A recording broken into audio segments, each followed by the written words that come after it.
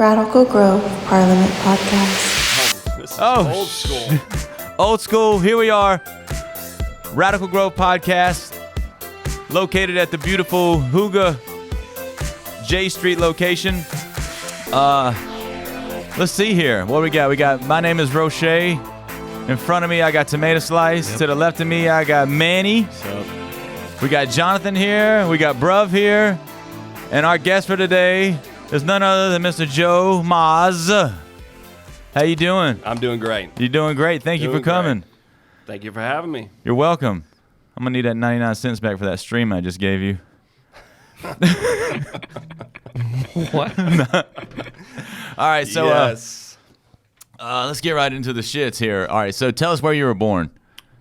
Minnesota. Born Small in Minnesota, town. Yep. grew up in Minnesota. Small town, yep. All right, we'll skip all the hoopla, high school, college talk. You did a little college, right? Yeah. Yep, did high Yep. school, did college, graduated both. Yep. Yeah. When did you start DJing? About 2002. How'd you start? Somebody asked me to DJ their going away party, and I was like, DJing?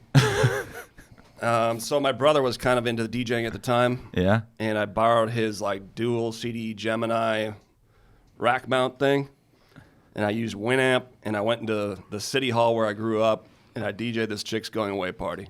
Why does she even want you to DJ it? Because she knew that I had this passion for music and this obsession with my MP3 collection and all that. And what was you playing at the going away party?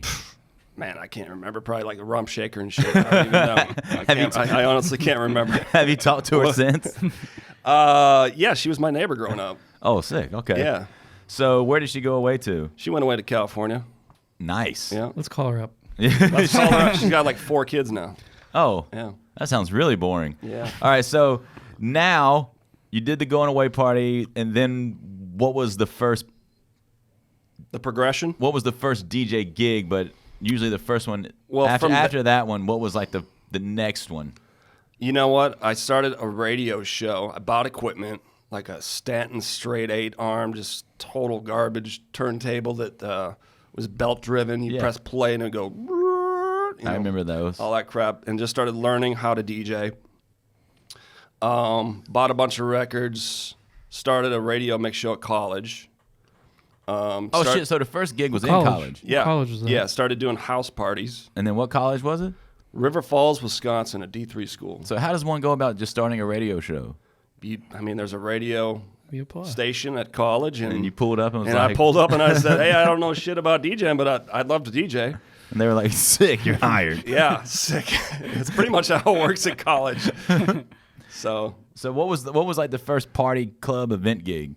I was doing like the hockey house or the football house, the basement, the party that was going on. There's a keg over there, and I'm DJing with my equipment in the corner, and then some guy comes in and he says, "Hey, you're pretty decent at this. Do you want to make money?" And I was like, "Hell yeah, I want to make money." So he asked me to be a part of his mobile company. Yeah. So I started doing all the mini bars and weddings and everything in between. Sick. Yeah, not sick, but All right. So then let's jump into like the first residency. well, from there I actually did that for like a year, and it wasn't really paying the bills that much. Right. And I decided I'm gonna quit, and so I did real estate for like 6 months, and there was this website in Minnesota that was centered around the nightlife, and they would post job openings and stuff like that. And I'm like, you know what? There was a job opening for a bar downtown in Minneapolis, and I said, I'll give this one more try because I liked it. So I went down there and I got the job, and then they were opening a mega club called Spin Right. months later. So I impressed this guy. I was probably like, 23 at the time? Yeah. Somewhere around there. And I impressed the owner so much at this, it's kind of like a party bar. He's like, I want to make you the resident at my nightclub. So that from there it was like a springboard.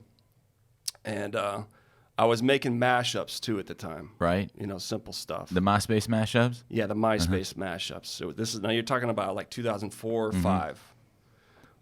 So I got on the radio in Minneapolis and I started making mashups and just posting them to my MySpace page.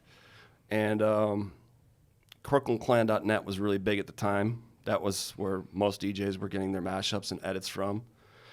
And it was always my goal to try and get on that website. And right about the time that I'm trying to get on that website, this guy from Miami hits me up on MySpace because he found my MP3 player full of my edits. You know, it was simple, stupid stuff. Like the Humpty to the Jay-Z. Like, oh, wow, you put 50 Cent over Joan Jett? Yeah. No way. But that was what was going on at the time. You know, the Danger Mouse era. That was the Gray album and all that. The Jay-Z and the Linkin Park thing. So anyways, we would talk every day, kind of formed a friendship. And I'm like, you know what? We should form a group and get on this website. And this website had a process where you can submit your stuff. It was called the bullpen. You remember that? Yeah. So it was like everybody was submitting their stuff, and then it had to be, you know, voted on, or people had to purchase it, and the winner would get on the site. Well, we got second, actually, but the guy that got first had, like, bought all of his own stuff. So they put us on the website. What do you mean bought all his own stuff? To try and, like, boost. He went to the site and he bought his own stuff off. Yeah, somehow. He, like, rigged it to where his shit was at the top. Yeah. Did he get it in his money What was back? his name? Hillary Clinton. No, what? Joe Biden. Yeah. No, I don't know. I can't remember his name, but he didn't get on the website, and they put us on. They put you guys on, and then you started taking over the website. Yeah. The discotheque, and that was you, Danny, and your brother. And then, so now let's get into, you were doing Spin. Yeah. That was your residency. Yep. And share that story you told me yesterday, how that went. Okay, so I was doing Spin like 2 nights a week. Thursdays and Saturdays. Thursdays was the 18-plus night. Saturday was, you know, the adult night or whatever. And they were paying me really bad. I mean, I think I was making like $125 or $150 at the time. But I was hustling. I was grinding. I was, you know, trying to develop a following. And the way I did that was I hired my own photographer for my $150. Good idea. And he would take pictures of everybody because the nightclub itself kind of refused to pay a photographer. And I'm like, you guys are stupid. Right. So this guy, I told him, you know, hand out these cards, take pictures of people, hand out these cards, and it would have my name and his name on it. And they could find the photos at my website. And through that process, they would enter their email to download the photos and all that. And I developed, like, you know, a list of 500 or 1,000 people. And then I would email them stuff from there. I would email them, like, my mixes and stuff like that. Started to develop a following. And a new nightclub opened up, and they jumped at me. And I was like, okay. And they were going to pay me triple. So I went to the new nightclub. Things got spicy with the old spot. You want me to tell that part? Yes. Okay, We don't hold back here. So Spin, you know, was Definitely. owned by some crazy ass people, and the place that I went to was called Aqua. They were really nice. I love those guys to this day. But Spin, when I left, I offered them the opportunity to match the pay to stay, and they were like, "Nah, son. we're good. Go ahead." So I think Aqua was paying me like $500 a night or something like that. And the day I was about to start at Aqua, I walk into the club, I put on my headphones, it's like 10 p.m. Some dude, the first guy into the club walks up to me and hands me a lawsuit. You've been served. And I'm like, what is going on right now? That's hilarious. I open up the lawsuit. wait. Check this out. I open up the lawsuit. And on my MySpace page, I had... did a little spoof. I did like a mixtape that I put out. You remember the Justin Timberlake Crazy Love Sex Sounds? Where he's stomping on the disco ball. Stomping on the disco ball. All right. You know, Sexy Back was the track from that album. I did a spoof with myself on it. You know, I put on the suit and the whole thing. So these guys are this crazy to make up a fake lawsuit just to fuck with me. A fake law. Well, no, Check this out. So he's being sued. They were trying to serve him for using the image of Justin Timberlake. It right? was the guys from Spin. They found some like fake attorney or whatever, said it was from Jive Records, which is Justin Timberlake's record label, and they were trying to say that I was infringing on copyrights from Justin. I mean, these people are crazy. Yeah, Justin Timberlake would have to be the one. Him and his people would have to be the one to be like, "Yo, y'all need to go shut Joe MAZ down." Yeah. And But he- this is what DJs. Justin wouldn't give a fuck. He'd be like, Every DJ was doing spoofs on shit. They still do to this day. I wish I knew you. Then I'd be like, I'll send my fake ass attorney down there to. It's so funny. with a baseball bat. So you go down there and you get it you get it cracking with the lawsuit. Funny. Yeah. So I just laughed off the lawsuit. So wait, did you start DJing that night? I was DJing that night. Cool. And they actually parked a trailer full of garbage out in front of the nightclub that night too, like a flatbed trailer, just full of stinky ass garbage. Because Some Aqua was, gangster shit, man. That's crazy. Yeah. So what'd y'all do and about the check garbage? This out. How much crazier did it get than this? They couldn't remove it till the next day. So Oh. on grand opening night, garbage in front of this nightclub on a trailer bed.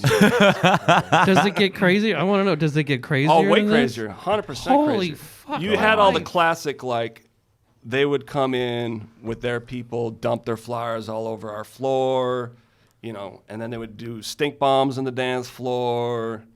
What else? Stink bombs in the dance floor. So And were you able to like get definitively when that it went back to this club? oh, it had to. Yeah, it was them. I mean, their I mean, flyers like, were all lawsuit. Yeah. Anyway, go on. So Real they lawsuit. wouldn't pay me what was it, like $500 or something like that. Yeah. But what they did do, the day I started at Aqua, they hired scam artists, DJs, for like 3-4 months straight. Thursday, Friday, Saturday. Damn. Which was probably $2,000, $3,000 Yeah. a pop. Was three- it worth it for three- them, or were they just blowing their money? No, they were just And they trying would- to flex. They were just trying to flex, Yeah. like trying Fuck 'em. to mess with the guys that I was working with. And shut So 'em down. how was the club that you were working at still doing? With the trash in front of it and everything, people were still. It was popping. Yeah. It was great. 'Cause you had the they email were list. crushing it. Yeah, like You was the dude in town. we were doing great. So And where? Spin was doing good though Yeah. still. So but where are these club owners now? And who are the they? guy that owns Spin, I think he does like a pawn shop. Makes sense. yeah, that figures. Yeah, I haven't spoken with them. In a And long time. then is in Aqua. What are they? Do they still do nightlife shit? They were for a while. They got into like the wedding business, corporate business. All right. So you're holding Spin down. You're holding Aqua down. You're doing discotheque now. Yep. And you guys made it on the site, Yep. right? And then what happens? Well, we get hit up by DJ AM. You brought AM to Minnesota, right? So I was like the music coordinator for that nightclub, so I wanted to bring in AM. Uh-huh. Oh, shit. So I hit up Dexstar. This is probably about 07. And they're like, yeah, we'll give you a date in like 6 months. Now you got hit up by AM first. I was already in contact with Kevin Scott at that time. as far as booking, Just as a friend, Uh-huh. And then you were like, somehow I can't remember exactly. Maybe it was through that process. That's how I got in touch with him, because we booked Kevin Scott first. We booked Spider. I can't remember who else, but and you just kind of knew these guys from probably what they were doing on Crooklyn Clan too, right? yeah. Through that. So you started bringing them in. Yep. And then they're like, we're gonna bring, and then you were like, oh, I want to bring AM. Mm-hmm. And then you brought him. Yeah. There's videos Yeah. of him DJing, and you're standing Twice, behind actually. him. Yeah. Twice. He was supposed to play like the night after Halloween. It was like a Thursday. Yeah. And then he just happened to be in town because he was dating Mandy Moore at the time, and she had a show down the street at the Fine Line. So I forget the agent's name that hit me up. He's like, AM wants to play for an hour. I'm like, no fucking way. Are you serious? He's like, yeah, he wants to play. He's in town. I'm like, okay. Yeah. Done deal. So he popped over like a month in advance of his actual event. Did he like, even on the charge? low. Yeah, he charged like $5,000 Yeah. For an hour. for an hour. Yeah. That was light for him back then. Yeah, though. that was light for him back then. Yeah. Yeah. He was getting racks on racks I on think we racks. paid him like $20K or $25. I think that's for what the they paid him actual around event, here too you when know? he came. Wow. But he brought him out too. Like, it was insane. Yeah. Yeah, that guy had an insane buzz because of all that celebrity shit. Mm-hmm. All right, and then so you held it down in Minnesota for a little bit, then you took off to Miami. Yeah. Yeah. So I started making friends with AM. Uh-huh. And then he's like, I've been playing all your stuff. It was Discotheque's the name of the Yeah. group. And he's like, I want to bring you guys on to Right. my agency, Dexstar, Uh-huh. which he had with Steve Aoki and who else was it? Jazzy Jeff. And who else? Kevin was there. Kevin and Scott, Spider Homicide, Scene. Spider Yeah. Scene, Team Canada, remember Yeah. that? Team Canada. Grand They had- Theft. Team Canada had the Fly Ass Ring of Fire remix. Yeah. Yeah. Yeah. So I'm on the agency for like a year, and I decided I want to move to Miami just to be in a better market. Yeah. And you take off to Miami. Take off to Miami. And they get you booked at this spot. Initially, the plan was discotheque. This was the main reason. Discotheque, me and Danny Days and my brother were going to make original music and just kind of see where that took us. Danny was already down there in Florida. Danny Days was like one of the best DJs down in Florida. Yeah. Him and Irie and Mauricio. Did your brother go to Florida too? Yep. For a short period of time, he did. For like a 6-month period. So we were all down there, but we got in the studio and everybody had different ideas of what they wanted to do. I mean, Danny was always like, whenever anything got like popular, he's like, fuck that shit. Yeah. Yeah. So even his own music. So, you know, months later after our experiment with Discotheque, Danny Days kind of blew up on one of his own tracks. Right. With Hot Creations. I don't know if you're familiar with that label, but it's like the deep house stuff. And his track was like the track of Ultra in like 2011. Sick. In that realm. With Seth Troxler and Jamie Jones and that whole vibe. So he blew up on that track, and like a year later, when everybody was trying to emulate his sound, he was like, fuck that shit. I hate that song. Fuck that shit. Yeah, but that's always him. Yeah. You know what I mean? So, yeah. That's always forced, too. What? Fuck that shit. As soon as it gets a little bit cool. Yeah. Fuck that shit. He's always got to be. All right, so now let's tell this story. So you're down in Miami, and you get booked. Dexstar gets you booked. Yeah. All right, and the gig is at Mansion? Well, check this out. Actually, so Dexstar, I'm with Dexstar for probably like, a year and a half maybe, and AM dies. Right. Prior to me going to Miami, like a few months before. And he was the nucleus for all of it. Yeah, he was like the glue that held that whole ship together. And it was getting kind of weird in there too with internal issues. So we actually decided to leave, I think right prior or just after I got to Miami. Yeah. Because you left, and Graham and Stone, and there was some other dudes too. Yeah, I think Spider wanted to leave, but like he had contracts or something. Oh, I shit. can't remember. So anyways, you get down to Miami, and was it a Mansion? Yeah. Is this the Conflict story? What are you talking about? Conflict? Yeah. No, how I met Conflict. I was going out every night. No. The first time you heard him. The first time I heard him, yeah. When I first got booked with Opium Group, I think I got paired with Conflict, and I think he was opening for me. I can't remember if it was Mansion or Louis or what venue it was, Mokai. And I'm just like, I got done playing, or no, he got done playing, and I was just blown away at this guy. I just couldn't believe he was like just a resident DJ somewhere. I'm like, what the fuck? This guy needs to be on tour permanently. So, yeah. And to have him opening for me was kind of weird. Yeah. Because at that time, I just wasn't that skilled. I mean, Right. And then you walk in, and you're supposed to be Joe MAZ, Discotheque. Yeah. Got official representation, and then you walk in, and the opener is this fucking beast of a DJ. Just crushing it. Yeah. Yeah. Just absolutely. And his selection and just everything about him was on point. And then you guys became friends. Yeah. Yeah. Yep. Down in Miami. We became pretty close buddies, yeah. And then you held it down in Miami for a little bit, and then you took off to Vegas. So we were in Miami for, I say we, but I was in Miami from 2010 till 2017, working probably on an average 3 to 4 nights a week, and then touring on top of that on the weekends. And then Conflict, actually, we started Discotheque back up as me and Conflict in about 2014, I think. My wife is texting me right now because apparently our dog ate half of a chew toy, and she thinks that What kind of chew toy was it? something rubber. It'll be fine. All right, so then you take off to Vegas. Mm-hmm. Yeah. Yeah. Right. Yeah. And by then you're in case you haven't picked up on, I'm trying to burn through all this DJ shit so we can get to the juice.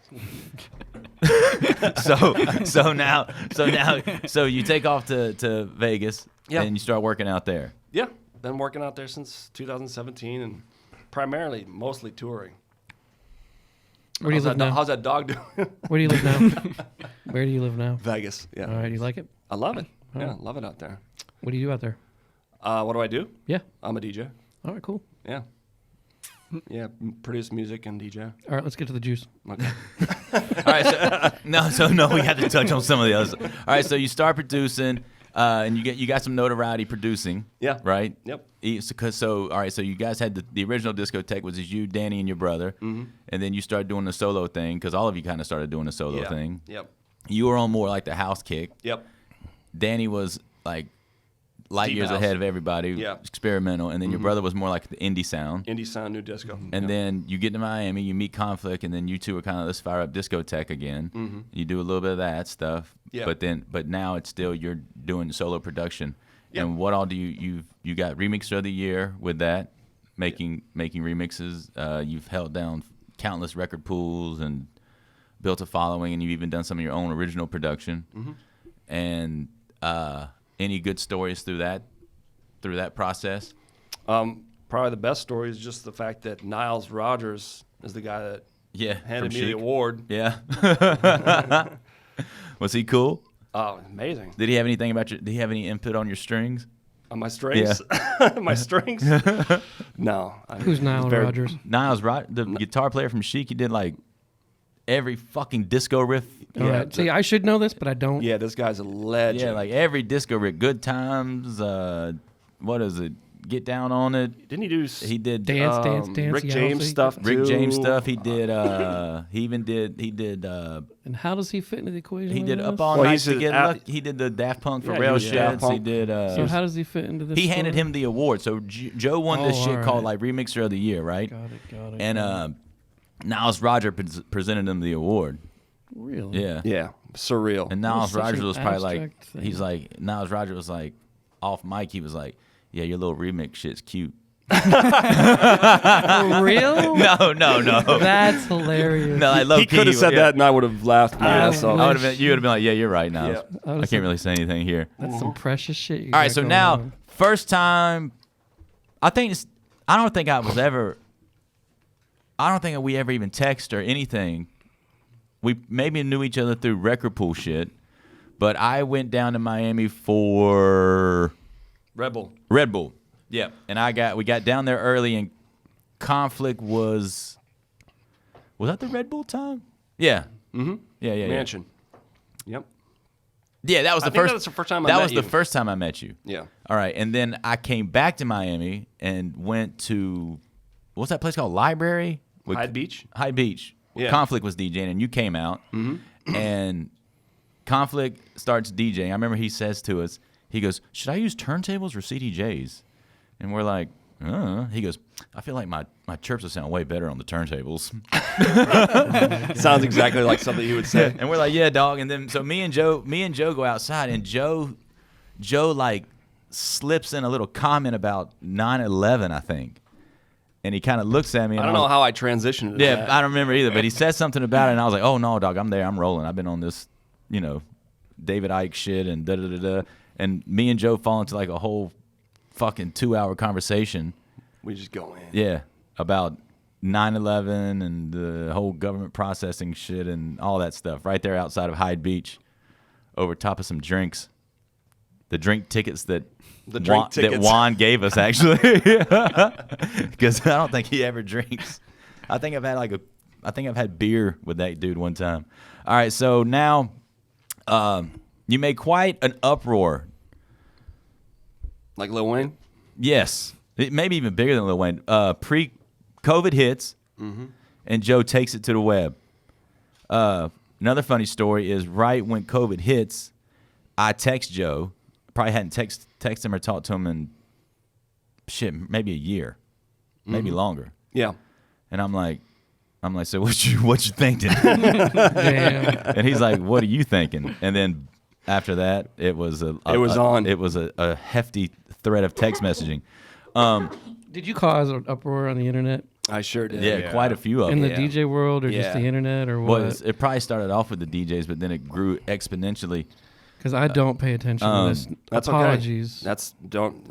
No apologies needed. If I did, I'd lose my mind. No. I already lose my mind. Well, enough. yeah. I mean, we can get on about that too. Forrest is an interesting cat because he is. I think of him as he's a notoriety. He's got like an honorable mention conspiracy card because he sees things from a lot of different angles. But then at the same time, he's also a man of science. So but he's I also like, think science is bullshit. yes, and he also just thinks life in general is a joke. Yeah, we kind of got into that Yeah. before. Yeah. So he's an interesting character. So now, Anyway, what made what the fuck did you do on the internet? so? I want to get Yeah, to let's that. just. Fuck. I'm trying to find a starting point. The starting point, well, basically Twitter, I would say.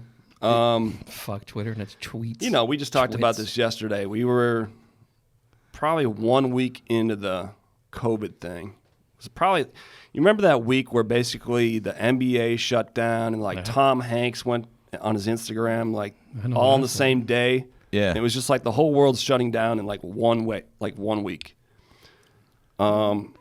At that time, I was like, okay, this might be real.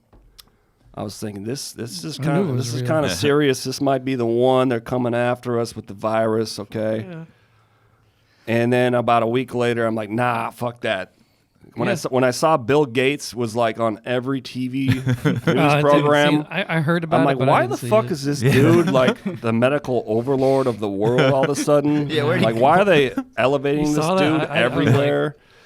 I didn't pay attention to it because I was like, Bill Gates has nothing to do with this, so fuck. Yeah, like I was like, if somebody's listening to Bill Gates, we're in it the got wrong really world. weird. Like it got super spooky for me because like when it first, like I was a very similar situation. I was like, at the very first, I was like, this might be it. Like this is not it, but this could be the one. And then next thing I know, there's like all these celebrity lobbyists and people for this fucking virus, and I'm like, wait a minute. And then and another part of me is so black and white. I'm like, if this shit was really real, the whole fucking world would be shut down, not just like pick and choosing people who can work and who can't work. Like it would be like total fucking lockdown. People, this shit's got to die out. Oh, Yeah. I knew. Because within a week, within 5 days or so, I went to my friends at Pro Segur. I'm not sure if you know what Pro Segur is, but they're basically the world's largest private military. Uh-huh. And in the they're involved in the government.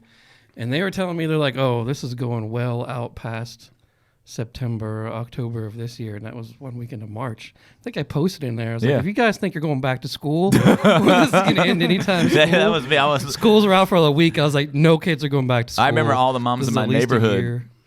All the moms in my neighborhood were like starting to talk like, well, just a couple. I was like, they ain't going Yeah. back. Like, One not DJ anytime was soon. like- I don't know what the fuck y'all think's happening. One DJ was like, oh, it'll be like 2 to 4 weeks. I was like, no. Nah. You talking about year. 15 days to Yeah, slow the curve? Yeah. I was like, no. That 15 days is some bullshit if y'all believe that. You can go on my Facebook and see it. They got 15 days to figure out how they're going to push this shit even farther is what they're doing. Yeah. All right, so now let's so you hit Twitter and you start throwing them up and then you realize how you start realizing how wild shit is out there. Well, I kind of knew what I was getting into. I knew what the response would be just based off the previous let's 4 years. Hold up. Yeah, let's backstory Let me say something about this too before we backstory. What's funny about COVID and the whole shutdown was all these DJs that suddenly started speaking their minds to the world. Like, 'Cause oh, we I didn't don't have mind shit else pissing to people do. off now. Yeah. And then everything goes back to normal and they all shut the fuck up, pussies. Yeah. So like Oh, I stayed. Yeah, talking. I stay. so we Still. this we didn't just start talking and looking at this stuff when COVID hit. I know me and Joe we've been in this for quite some time. It's almost like a hobby. Like you study it and look at a bunch of different resources and ideas and takes and things like that. One of the things that I'll always say is nobody fully understands because we don't sit on that. We're not in that circle. But Yeah. when you can kind of look at all the different shit on a very black and white logical thinking basis, it kind of paints the picture for you. Well, it seems to be all the same people, right? It always comes back to the same people. Yeah. In And that's not a coincidence. Those Yeah. same people talking about is those people that sit in that top tier circle. Yeah. So yeah, you lost a lot of DJ friends. Yeah, I did. But you probably made a lot of DJ friends. That's very true. Yeah. I got, honestly, thousands of messages from people across the world. That's Yeah, sad, it is man. very sad. And one thing that I would always when people would talk to me about it, and even when they would talk about Joe's take on it, I was like, you can't have that take on it. And they're like, well, he's misinformation and this. I was like, you don't know that. Yeah. And first off, you want to be this person who, you think that you're this like very open-minded person, but yet here you are shutting down somebody's take on it. That's not. You can't be like that. You gotta give everybody the fucking floor to listen and speak. You know what I'm saying? I only care when it's killing people or it's destroying people's lives or affecting others. Like when somebody says there's a conspiracy theory and they walk into a pizza place and shoot up the fucking place based on something that might be bullshit. Yeah, might be bullshit. Yeah. Now, see, my whole thing with that is that dude was gonna walk in somewhere regardless and shoot someplace up. Yeah. You know what I'm saying? Like he's just looking for an out. That's true. Like he's just looking for an excuse to do some dumb shit. That one, yeah, that was a weird one. Yeah, but Still. fuck. So I mean, this is. Where do we start with this? Let's. But on that note, you know, what about the people that are in charge of the virus, Killing people. Yeah. killing people, millions of people? Yeah. Yeah. Or the vaccines. You know what I mean? The vaccines. The How many Oxycontins. Yeah, the Oxycontin. You know what I'm saying? Fucking Fentanyl coffee and makers. all of that. the Cough, world. yeah. Fucking cigarette. Water. Cigarette. Flint people. Wars. Flint you water know? crisis. We're talking war. about Bush and all that shit, you know? Yeah. That's what I'm saying. It's It's so early in the morning for me. so. That's why I don't talk on these thoughts much. What? So, I don't know what to fucking say. what would be your biggest takeaway from your experience through COVID and social media? I don't know. The world is a very fake place, Yes. I would say. Is what my biggest takeaway from all that on a social level is that everybody is kind of in their own little world. And sometimes when you disturb that world, people get really mad with conflicting information. Yeah, and because people are in an unstable, they're in an unstable environment and kind of projecting that fear of not knowing out. You know, there's like a system of control of information. The mainstream media, entertainment, you could even say sports is involved to a certain degree. We've talked about that. And when you disturb people's paradigm and make them question what they believe in, it gets kind of dicey, right? Yes. That's like the whole shit and shebang. What do you think? I think shit pisses me off. I was watching the news Yeah. the other day. And here's what we learned in high school with statistics. You could take any number and screw it however way you want to reach your agenda. Uh-huh. I was watching the news the other day, and they're like 70% of hospitalizations are up. And I'm like, okay, what number is that?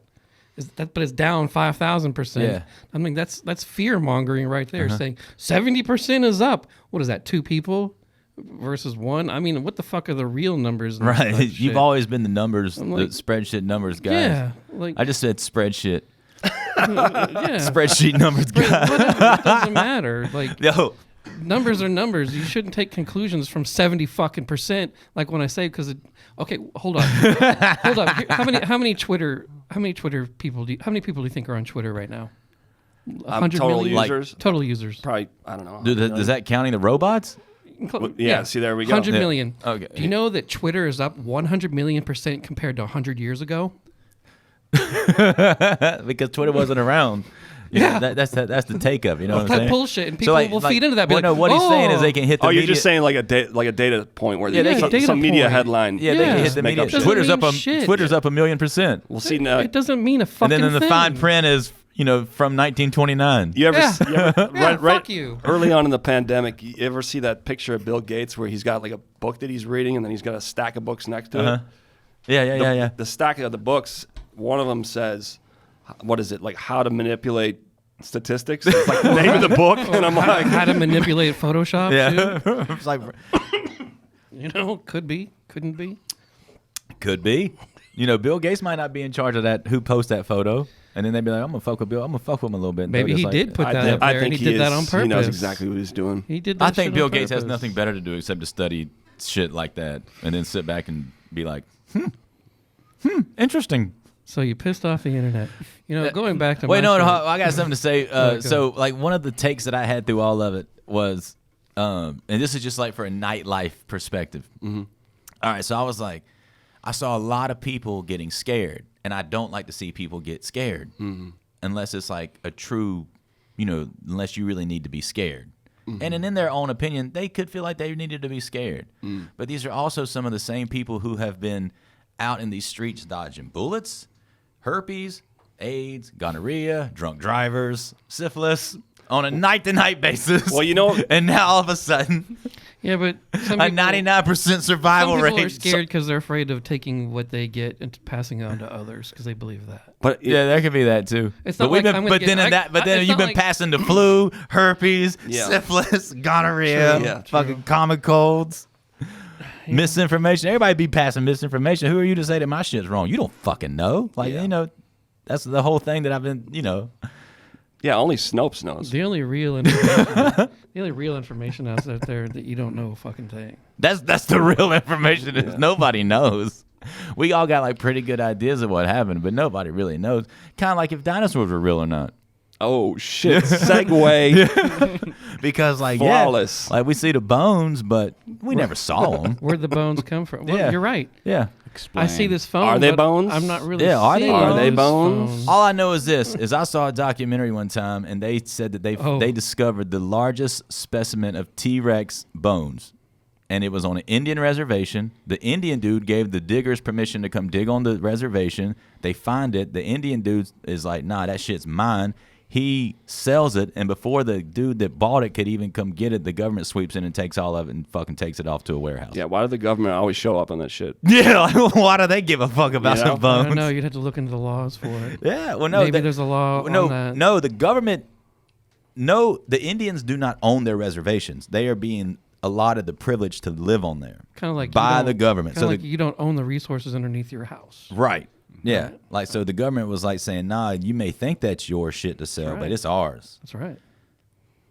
So they're allowed to come in there and do that. So what? Are aliens What real?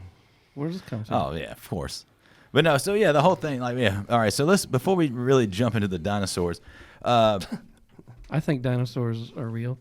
Otherwise, I mean, even if they weren't real, how the fuck did those bones get there? You think people just like make bones and throw them out there all over the world? Do you think God just pointed his finger and went, bones, No, bitches? but I think that if I was growing up in like the 17 or 1800s, I could get real fucking creative with my time and energy. Well, I don't think they didn't even discover a dinosaur until like what 1850 or something like that, which is also suspect. Yeah, it was in the 1800s. And then the guy that first That's discovered it, documented. yeah, that's the first documented discovery was Yeah. in the 1800s. Is that true? yeah, like the me, 1850. man. And check this out. I think the very first fossil ever found, the dude who discovered it was like the head of fucking like the science division of the UK. Like mysteriously, like he's the dude that first found it, That's real convenient. and he's like part of the cult or whatever. You know, Yeah. the same old damn people No, wait. that we've been talking No, wait. about forever. In 1677, Robert Plot is credited with discovering the first dinosaur bone, but his best guess as to what it belonged to was a giant human. It wasn't until William Buckland, the first professor of geology at Oxford I University, told you, I done told you. that a dinosaur fossil was correctly identified for what it was. That's scientific things, shit like that. Because there was no science before 1800s. How could they even fucking say that it was a dinosaur back then? No, who looks at this and goes, dinosaur? Yep. They didn't. They had to make it all up on their own, right? But this is then. how, And so that, who this is did how that? that shit went down. They got the bone, and they all were standing around the table like we are right now, and they're like, "What is this?" And the guy was like, That's "Fuck true. if I know." And he was like, "What about you? What about you, Joseph?" That's I don't true. know either. You're what right. about you? I don't know either. Well, then what do we say? I don't know. Fucking call it a dinosaur. That's true. I can agree with that, and that's wait, why wait, viruses. Wait. What did you say? Dinosaur? That's why viruses are bullshit. Because before 200 years ago, nobody knew fucking viruses were He's real. like, well, wait, he's like, "What do you think? Dinosaur? What the fuck is that?" Well, I just been thinking about, we got like lizards now, like, and the Earth was supposedly like way hotter back in the day. Like, what if the fucking lizards were huge? And he was like, "That's amazing. We're gonna copyright the dinosaur shit, and fucking our kids and their grandkids and great kids are about to eat forever." This is gonna make the best comic book someday. I mean, I can agree with that. They were I like, said. Oh yeah, dinosaur. You know how much Good job today, dinosaur guys. shit they sell. Oh. Yo, God, fucking dinosaurs are Unbelievable. crazy. And then when you try to look at, and then I started like getting really weird and thinking about dinosaur sex and like how they could reproduce with those giant fucking tails, just their big ass bodies. And then you look how lizards of today do it, like, and like the tail kind of shifts over, and then the male lizard comes in. I mean, you talking about fucking T-Rex dick and Fucking, you know what I'm saying? Like, wow. Yeah, I never thought about that one. That's a lot. Damn. So yeah, I don't know how do crocodiles do it now. yeah. Well, the tail. So the tail shifts over, and then the male crocodile comes in with his thing. I'm sure dinosaurs could find a way. Maybe. I don't know. Who knows? Nobody. Is everybody thinking about dinosaurs fucking right now? Yeah. Okay. No, I'm thinking about the fact that now I think viruses weren't real. Yeah. Because 500 years ago, nobody had discovered viruses or said that they were there. And Now, somebody came out of the blue and went, virus! We're going to make thousands of millions of billions of dollars off of this. I'm gonna assume that humans always get sick, right? Because temperatures in the bodies and immune fuck systems no. and things like that. No, nobody ever got sick. All right, so let's take it like, okay, let's go back like to the Bible days when they were saying that people were living to be like 300-400 fucking years old, right? Now let's think about this. Let's just give that as a thing because I know your whole take on the Bible and everything like that. And I have a similar take. I'm very strong faith belief, but I think the Bible was written by man, and I know how men get down. So I'm just going to take it with a grain of salt, but I think there's a lot of good life lessons they put inside the Bible, like the 10 Commandments and shit like that. Things are pretty simple. But now let's just go back. Let's say that motherfuckers was really living like 500 years back in the day. What happened? Let me tell you what happened. Is they said, hey, if y'all keep fucking and making babies and all these babies is going to live for 500 fucking years, we're going to run out of shit. And by shit, I mean we ain't going to have no fucking plants, trees, nothing. Are they going to suck up all the goddamn air? We're fucked. Well, that's where you can sort of make an argument I got it. in support of what they're doing to a degree. Yeah, like Thanos wasn't crazy. You know, You know what I'm saying? Like Plato. Yeah, Thanos had a fucking business plan put together. I mean, very logical in his speaking. I mean, a little drastic, but yeah. That's funny because I actually wrote something about the Bible this morning because I had quotes. And what did I write in here? I wrote, where did I fuck it? The only lies worth believing are in the Bible. I'm rolling. The only, Okay. the only lies worth believing are in the Bible. Yeah, I'm rolling. And I've always said, No clue what that means. I've always said, keep Jesus in your heart and the devil right beside you. And I also think that Excuse me. I think that like God and the devil are like low. Like I think about it like this. Like I had a hairdo that I worked for, and one day I walked up to him and we're just standing there. He goes, "What are you thinking about?" I said, "Man, maybe like the God and devil just like saw things differently. Kind of like, if Papa John worked at Domino's and one day he was like, man, I think I can do this pizza shit better. And then, Domino's was like, well, you can't be doing that shit in here, not while you're working for me. So he was like, all right, well, I'll go start my own shit. And went and started Papa John. So maybe the devil was like, yo, man, maybe you need to lighten the fuck up a little bit, dog. Like, da-da-da-da. And the guy was like, no, we don't do shit like that here. Bam, you're in hell, dog. You see what I'm saying? Okay. And then I feel like when everything, I feel like they still like get coffee together. And Do they? You know, First, I feel like what I'm saying is like I feel like that if God ever came back to Earth, he would be like, what happened? I mean, isn't Satan like a fallen angel? Yeah, he was an angel. Hold So up. right. So what? No, look. And then we get into the stories. Yeah, so And look- it gets mad. There's no devil. There's no fucking devil. You know how I Okay, know no. this? So let me just fucking talk. All right, go All ahead. right. So now there's like, so let's just say like, like God comes back to Earth, and he's like, man, what happened? Like I gave you guys everything you needed, the life, the breathe, everything to eat here, and you just fucking took it to this whole new level. And I feel like the devil will be over there like, I told you they'd fuck it up. Well, I got to interrupt you right there. First of all, God comes to the earth or comes back to the earth. Did he ever fucking leave? Where's Who he knows? at right now? Who knows? So No. I'm just saying, hypothetically, Forrest. Nobody knows. That's why logic. That's why there has to be faith. That's all you can put into it. Do is you believe faith. in the devil? Yes. Well, Do you but, believe but that God is all powerful? I think that there is the I believe in the yin and the yang way more than I do. Yes. That I believe in there is a positive and negative to every situation. And the universe. And the universe. Yes, 100%. So I think if let's say that the yin and the yang is like actually what it is, and I feel like they might have came to America or Europe or whenever they fucking decided to do this, and they've been like, these people just ain't gonna buy this fucking black, white, and a couple dots. We gotta put some characters to this. So like, let's say that somebody knows there's like a giant positive energy and a giant negative energy. They got to put faces to it. Much like they do today, there's got to be faces to things. You see what I'm saying? Mm-hmm. Just like that. So what is God? Tell me what God is to you guys. Just like I think it's an unexplainable higher power that nobody can even fathom. Do you feel like he's all powerful? He can do anything? When you put the word Manny, you can answer when you this put too. the word he on it is when I stop rolling. Oh, you know what? You're right. I shouldn't have said that. I believe that How does he identify? I believe I believe that energy. Thanks. I believe that positive and that negative energy is both all powerful. It just decides which one you want to fuck with. You decide that. I think that's the choice that you're given as a thing, as a human being. If God is all powerful, couldn't he destroy the devil? Why would he? Why wouldn't he? Because you have to have it. Because you need them. Yeah, you have to balance. have. You So have to have one the isn't balance. overpowering the other. One can't overpower the other. I mean, they can't defeat each other no matter what. You can't have one overpower the other and allow faith and freedom and people to think for themselves.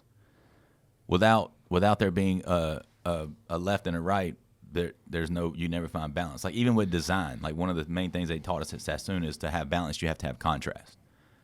So there has to be a balance. Even our faces, one eye is higher than the other. Every person on the face of the earth, one shoulder tip is higher than the other. In order to have balance, there must be contrast. 1 foot is longer than the other. Yeah, like there has to have balance. There has to be contrast. And actually, even in your hearing, one ear hears certain parameters better than the other ears. If Right. you're a DJ, you're fucked. You're both deaf. on Yeah. both ears. Well, no, one's gonna go faster than the other because they're Well, not off just that, but balance. all people, there's certain frequencies that respond better in one ear than the other. They balance each other out. Yeah. That's it. That's something else. Oh. So So, where do are you we at? believe in So Ableton. gravity? The Ableton. So you believe in gravity? How does gravity work? I'm not versed enough to speak on that. All right. What about dark matter, dark energy? Yeah, I just think all those things are just sayings for like Things we don't understand. right. Because it's kind of like the dinosaur bone. Something showed up that they couldn't really explain. They just had to put a name on it for Yeah. people to understand. Yeah. Because there's always going to be the question of how do we get here? And then people, no matter what, That's the good part. even science is getting to the conclusive result that there has to be a higher power. If you look it up and research it, you'll see that they're getting to the point where like something bigger than us had to make us. Well, yeah. Science will never come to a conclusion because science will always ask questions of how that came. Yeah, that's what Even if they science said, is. yeah, science, there is a God, be like, okay, so who created God? Right. Exactly. That's Things what like that. but that's what they're getting that's- to is it being an unexplainable, inconclusive. You just gotta believe. I guess what's the problem I have with certain kinds of religious type things is that people say God did this and that's the end answer. Okay, but science goes, how did God do that? Even if 50% of scientists believe in God and pray every day, they still go to work and they ask, how did he do it? Or how was it created or something to that effect? But when some people go, oh God, there's no way that God did it, but that's not exactly true because there is evolution. Whether it was through God or not, it's a scientific But then who fact created that there's evolution? Exactly. We don't know. And there's a lot of things out there in the universe that are really scary, like But the real question is, like who the fact created that- the virus? like the fact that there's things in space like moving faster and faster away than things are moving faster in space than they should be. And dark energy is being created. Things through are that. moving It's fucking faster on scary. Earth than they should be. Yeah, true. Okay. Yeah, true. So what do you think COVID was all about? Oh, man, what do I think it was all about? If I had to give like a logical Virgo answer about what it was all about, I think that there is a group of people out there who know way more than all of us, right? And I'm thinking like, so if I can think about myself as an individual, and I can, like I was saying, that I've been planning radical growth since 2013.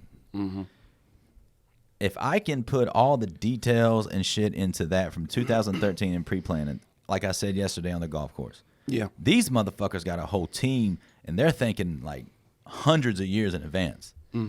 So I think it's all along with anything that's happened in the past counting. I think war used to be a good depopulation thing. People don't war like they used to. So you think it's about depopulation?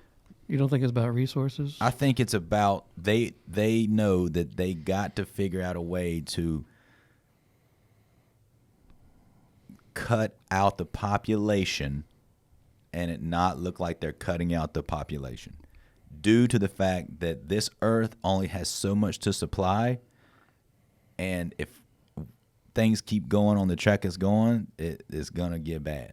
Yeah. Just like I think they used to have much better ways in the past where, like, you know, war was an easy one. War could wipe out a whole shit ton of people.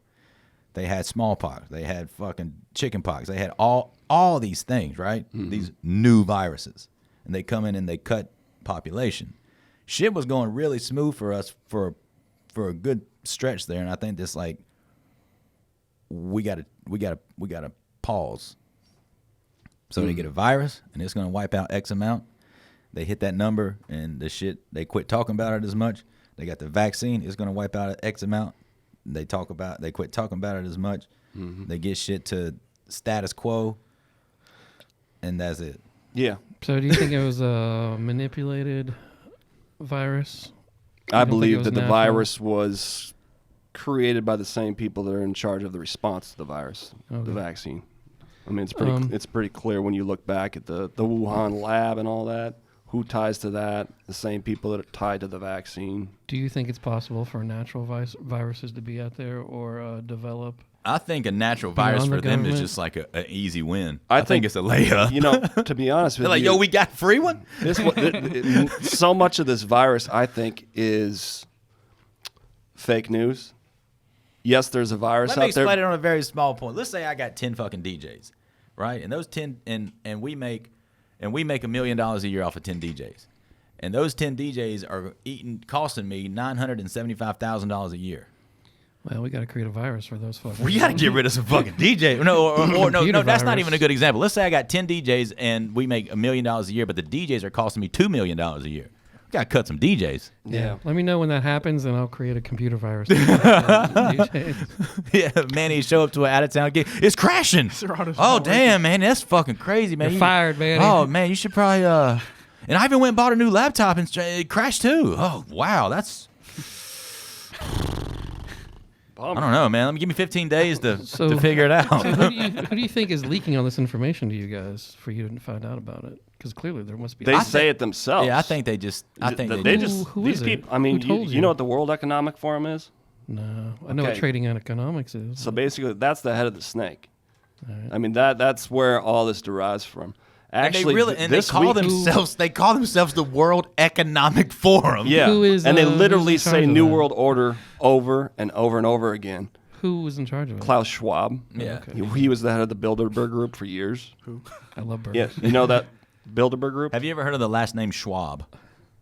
Of course. Who hasn't? I mean, come on. Yeah. So this guy's like basically in charge of the World Economic Forum, which is a group of, non-governmental people, CEOs, politicians, and they've infiltrated governments across the world. They admit that they've infiltrated them, and they're going to be in charge of the next pandemic response. They're actually voting on it this week. So what's going on right now is, we had states that everybody had their own response, right? Texas had a different response than California, Florida. Yeah. What's going to happen from here moving forward is the Biden administration is saying, no, the World Economic Forum, the World Health Organization is going to be in charge of the response, and states will have no say. So you think at the end of the Biden, you saying at the end of the Biden administration that this group will control all responses in the future? That's what the intention is. Will it be documented? What happens if it doesn't go through? Well, first off, I think that this group has been controlling it from the get-go. I think that all these administrations are just... Will there be confirmation of this at the end of the Biden administration? No! Or will it fail? The vote is this week. Oh, really? Okay. Literally where are they voting it? At Davos? Yeah, they vote in Davos. That's where they get together and hold it down. And it's just real. They have meetings. Funny that Switzerland's a neutral country. So what you're saying I read their is books. that this government is going to have rule over the American government and the American response, and then the United States, the states, senators, state governments, state governors are all going to go along with it and be like, yeah, okay, we'll go along with what the United States says, and we'll all have the same response in every city, every town, every state in America? That is the intention, is that the World Health Organization will be in charge of the world response via treaty. By what? Is there an end time, a date? Is it 10 years I from now? believe the enforcement 2 years, date 100 starts years? in like 2024. All right, 2024. So what it appears is, and Bill Gates has been saying, oh, this is pandemic 1. We also are going to have pandemic 2. He literally says that. All these dudes say that. There's been dozens of pandemics. Right, but the point is, In- you can in see modern who society, benefits maybe, from no. the pandemic, Yeah. and it's clear. Government. not Somebody government, does. A lot of private organizations, definitely. Yeah, so I think the whole thing is like, it's not about the virus, it's about what they're going to set up as a result of the viruses. Well, actual side question: did Apple go to $1 trillion company during or before the pandemic? I don't know. I don't know. That's a Google question. All right. But I think about everything from a business mindset. So I think about it that we're doing our job in the machine, and they're doing what they deem to be their job in the machine, and that's just how it is. So I guess the question is, let's confirm that that's all true. Why should I, as a person, care? You can't. Well, I mean, if you I can't can work, care. for one, if you can't work, like we dealt with that in all of 2020, basically. Yeah, true. Okay, Some if you people have a didn't. child that's going to school and they can't go to school, if they're like playing basketball with a mask on, that obviously affects your life in many ways. Yeah, And then on I top can't of that, what imagine they're wearing going a to do mask. is, the intention is to set up a digital currency and get rid of all cash. Yeah, I hate that shit. I had to pay for cash today. I was like, motherfucker. You had to pay for cash? Well, not pay for cash, Oh. pay with cash. Oh, I got you. Well, my question is, how is wearing a mask terrible for playing basketball? Motherfucker, put a Are mask you on and go serious? run. Yeah. I have a. In fact, when everybody was saying all that bullshit about like, oh, you can't breathe, I went out and ordered one of those oxygen things that you put on your fucking finger, and I tested it and I did things for the day. I gave it to my neighbor who was one of those massage therapists, and he sat there and used it beforehand, did the thing, put it on afterwards, and it was exactly the same amount of oxygen breathing. What are you talking about? You got to be crazy, man. It's a fact. No. It's a fucking- I'm No. crazy. I'm crazy because I But- did a scientific test on my own. Okay, so No, you have you did put what- an you did- N95 mask on and tried did to it do one- it? Oh, an day. N95. No, we did You it for can't a go off couple one days. day. We did it a couple days. It was actually a breeze. Dude, if masks were beneficial, every athlete in America would have been wearing them years ago. Beneficial for what? That's what I'm saying. There is no benefit. Yeah. There is. So when they do open heart surgery on you or something, They're- That's you to want the prevent mask. spit from going into your body. And they're stuff rocking like the, that. Yeah, but the the thing N95 mask for a, what, like let's give them an hour surgery, and then they take that fucker right off. I know. Yeah, I know. Exactly. I was in surgery for like 8 hours. I was in surgery for 8 hours It one does day. I'm nothing. surprised. Yeah, the so doctor 8 didn't hours they pass rocked the out. mask, and I guarantee you, he took that shit off. And he's like, oh, Yeah, I did. good. But like this virus spreads not in the air, but And now he's working, attached to. and then they're working surgery in a controlled temperature. Everything's fucking everything's clean. They're doing everything to be running. And now let's go throw some fucking N95s and go play some soccer. So what's bad about that? What's bad about wearing a mask and playing soccer?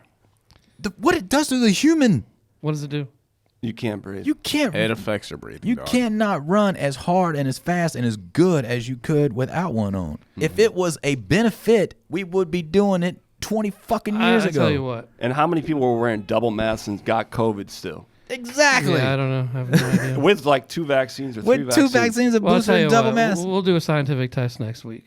I'll bring in an oxygen You can't thing. do it one day, dude. It is a We'll do day it. in, We'll do day it. out. We'll do it for a couple. I tell you what, you do one a time. scientific test and you No, just no, wear a we mask can do every it. day, We'll all do it. 24/7, 365 for 2 fucking months. Who the fuck wears a mask 24/7, 365 for? And that's 100 the whole months? point. As soon as you take the fucking mask off, dunzo. It's like if you cut your fucking finger, you put a Band-Aid on, and then 15 minutes later, you're just like, I take the Band-Aid off. Fucker starts bleeding. You No. It Yeah. Doesn't, it doesn't start bleeding as soon as I took the Band-Aid let's off. say like you really fucking cut your arm open, right? You better Like- sew that shit back All right, together. exactly. That is a permanent solution. Boom, skin heals. Yeah. Now, if you have a big cut and you put a Band-Aid on, you might hold it down for a little bit. I ain't gonna do shit. Right. And then it's going to eventually break. And even if you take it off beforehand, you've shit on all the previous work that the Band-Aid and shit was doing before. Oh, then it doesn't matter if I play if I play football or whatever with a mask on, because as soon as I take it off, I'm back to normal. Right. So you'd have You just so the whole proved my point. The whole point. point that we're saying is you're looking at one situation. We're saying they want you to wear the mask. Well, imagine wearing a mask all the time. Oh no. The point- I've never seen anybody say you got to wear a mask all the time. Oh, you've been on an airplane, airport? But what I'm saying, Yeah. but so this How is, do you feel after wearing listen. that This is mask? listen. Here's the point: is that a mask is only beneficial when you wear it. So to have Yes. 100% full benefit, you would have to wear it all the time. And N95. And then If I'm you at only home, get like I don't need to wear a fucking mask. Do you ever open your windows or your door? Who's to say the fucking virus ain't coming in and like hanging out on your fucking countertop? It depends on how many parts per million there are and how far it Right. goes. So what I'm saying is like, ain't How no far it mask gonna goes. save shit, dog. This shit fucking moves. It moves and shakes like it's in the disco, baby. Like you can't That's stop the true. virus. That's true. And there's a lot of chemicals out there. Like, shit, dude. I think the point of the mask is basically to send the message that there's danger to the population. It sends the message that it they're keeps the You're talking about a pandemic alive. psychological- Well, no, the Psychological. danger was already there. What it does is it shows them that we can. What it shows is taking the liability off of the business. So if there's a virus and Target says, well, you got to wear the mask while you're in here. Nobody can come back at Target and be like, I walked into Target and got fucking sick. And they'll be like, well, why not?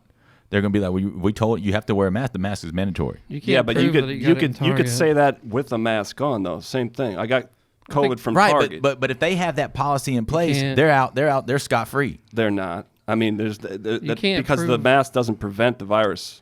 But you're thinking about it too, bro. Think about it from a sheeple perspective, right? Now, I think what it's more about is if you look at who the CEO of Target is and who their top shareholders are, Of course. BlackRock and Vanguard, then that's where you find your answer it's why always- people are it's wearing always a masks follow when you the walk money. into Target. I think Pat McCrory he's our governor, right? No, that's Roy Cooper. Pat McCrory is the one that wouldn't let them have I think the he trans did- bathrooms and shit I like think that. he just got COVID-19 this week. Roy Cooper, probably. I mean, who fuck it? McCrory. Everybody's gonna get it. So Who my in this room question is- hasn't had it? Have you had COVID? Yep. Have you had it? Twice. He's had it. Have you had it? No. I mean, Have you had I it? think I've had it, but I had don't really it. know. I think I had it twice. I don't know You if think. You don't know. I know I had it once, but You I took think a I had it positive twice. test. No, I never would take a test. that so test then, is so bullshit. then you don't know that you had it. Yeah, exactly. The tests are very inaccurate. Yeah, it's total Like, bullshit. yeah. So if I threw out a chlorine bomb out there, would you put a mask on and walk out there? If you threw out a chlorine bomb out there, Yeah. no, I would just fucking stay in here. But it's like, but would you put a mask on? Because as soon as you take it off, if you you threw need a to chlorine bomb out there, I'm gonna be like, no, I ain't gonna fucking go out there, mask or no mask. It's gonna seep through the freaking door. That's not a seal Well, you would- right there. You need a gas mask. Yeah, I'd fucking take off. I'm out. Mask or no mask, I'm gone. I don't know why I asked. I have no idea where I was going with that. But also, you talking know to if some, my you brain talking to doesn't somebody. work. They said the most highly transmissible virus on earth, and I went looking for it. That's me. That's just always been me. That's bullshit. It's not the most highly trans. But that's what they said. The most highly transmissible virus on earth. Maybe that. And I was like, version yeah, of you got to it. prove that shit to me, dog. You got to show me. Like sexually transmitted diseases are probably easily transmitted viruses. And I've definitely played with fire with those too. I think we all have. Yeah. Allegedly. Allegedly. Ableton remixes. Man, fuck Ableton. Fuck right. Huh? God damn. Yeah, here we go. How Put everybody many? to How many sleep. of your DJ mixes out there? Not yours. How many DJ mixes do you think you have out there, or people have out there? Okay, on Radical Groves thing, DJ mixes are made on Ableton. Mine. My first Yona's. one. Yona did both because he has the stuff set up in his house. Do you do yours on MAZ? Do you do yours on Ableton? Yeah. Okay. But we can Why? all. But I do it because I don't have the shit set up at my house, and if I cut the You music, don't fucking need wait, to. and if I cut the music up that loud at home, no. If I was really doing like a prepared mix, right? What I would do is I would go into Ableton, I would make the edits of the song exactly how I want them. Then I would have it set up in my house where I have the volume and everything the way I want it, and then I would record the mix live, right? So I could add all the cuts and shit like that into it, and then after that I would send it off. But if I cut the music up loud in my house like that, I'm getting power bombed by a 10-year-old and Kim, and the dogs are probably gonna piss and shit everywhere, and the cats are gonna run and hide and never come out. How come nobody like? Now I had know Serato has a live I version did of sit. it, I right? did send a mix in for Crate Gang, and I just recorded it live at Ink and Ivy one day. during I think that was during COVID. I remember you put one out and you were doubling up on something. And I was like, that's cool. I think it was Conflicts. That was the Conflicts That mix, was and I recorded that one live at Vault one day. And I feel like that's one of your better ones. Dude, I've got the honestly. but also I don't do a lot of mixes live, and I don't do a lot of mixes live, and I don't do like the real shit that I be doing in the clubs because I don't want DJs to steal it, because I know they're gonna do. Because I've walked into nightclubs and literally heard my fucking mixes playing and been like, Wait, you heard them copying your type of mixes, or you heard straight up the recording of your mix? both. Wow. But I don't whatever. usually. The Conflict mix, I had been sitting on that set, the majority of that set, for quite some time. Some of those mixes, though, those were like standard mixes. Like, I think your version of NXS, and there was another song that To you... find... Yeah, to- that's yeah, standard, mhm. just because that beat is Yeah. exactly the same. So I've been sitting on that. I mean, when he asked me to do a mix, I was like, I got you. I already know which one I'm going to throw in. I guess my And feeling is... and that is also the only mix that I've ever got booked for got an out of town gig off of. Shout out to Ron Rodriguez. I knew he heard That's it. He goes awesome. like, if you're this dope on the old school shit, I got to put you in the thing. Where we at? Exactly. It was at what's it, Slate, the New York Slate, and then Oh, a yeah. place Yeah. Slate, and I can't remember the name of that That's a fun hotel. room. It was I can't remember the name. It was a smaller Well, place. I guess what I'm saying is Serato has a recording feature in it. That's what I use. Yeah. I don't understand why a lot of these DJs, every fucking DJ can go out there and record Forrest, every damn set. let me make life really fucking simple for you, and this is from like mentorship. Yeah, There's only okay. 2 reasons why people don't do something. One is fear. Forget. No, one is fear, and one is laziness. Everything falls into those 2 categories. All right. So forgetfulness would be lazy. That's me. Yep. I forget. My Well, you brain's know, I fried. guess I look at it a little bit differently because, like you were just talking about, if you're a comedian, and why do they keep people from putting Fear. No. Why do they tell you turn over your cell phone before you come into my set? Because it takes time to develop dope shit, and you don't want people ripping it off. But that's fear. Your fear of somebody stealing it. Yeah. That well, is yeah, fair, but if you then you have no unique stuff because everybody else has copied it. Right. But You aren't know you what I mean? being But- lazy too? If you just But no, that's all, and that could also fall into laziness because you could be so fucking dope that you always got dope shit. Oh, you took that one. I'm on Mars already, dog. Yeah, like you. well, That's one way to that's look why at it. I threw the Conflict that one is because that's a 5-year throwaway. Like Yeah. I've been sitting on this. yeah. that's Like true. you know how Kanye says you're I right. forgot better. I forgot better shit than you ever thought of. I mean, you're right. That makes, like I said, it had some standards in there that every fucking DJ should know. Like but what? they don't like the freaking yeah, NXS yeah, to Find Young Camels or Yeah. whatever. If you don't know that mix and you know those songs, there's something wrong with you. Yeah, it's like you the can't same, hear. It's like the perfect exact key. Like it's actually opposite Same key. drums, really. Opposite key, but Same they drums. hit the Yeah. same. Yeah, And that Fine Young exactly. Cannibal clap is hard as fuck.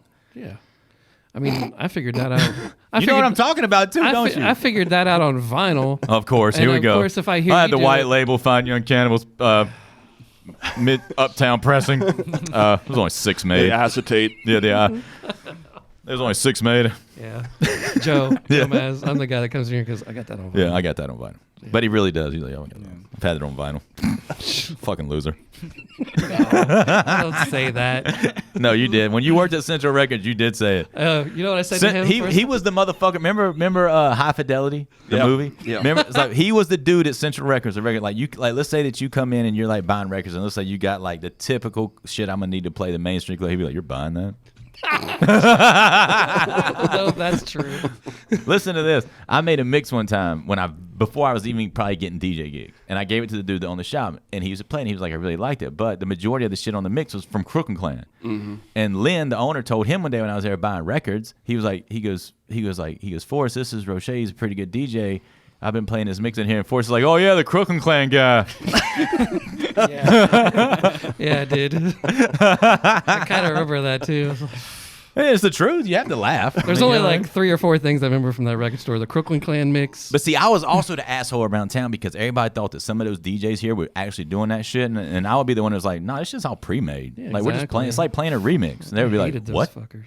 Yeah. You know what I'm saying? That was a thing. Yeah. Back then, they're like, "Oh my God, you're doing that live?" No, fuck no. No, It's fucking MP3. yeah, right here. Talking You about. want, I'll email it to you.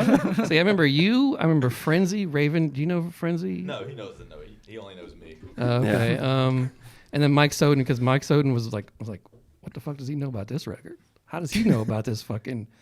It's Just Begun by Jimmy Castor Bunch or some shit like that. Castor Bunch. That's what it was. Old Jimmy Castor Bunch. I was like, how the fuck does this guy know about the typical fucking Apache?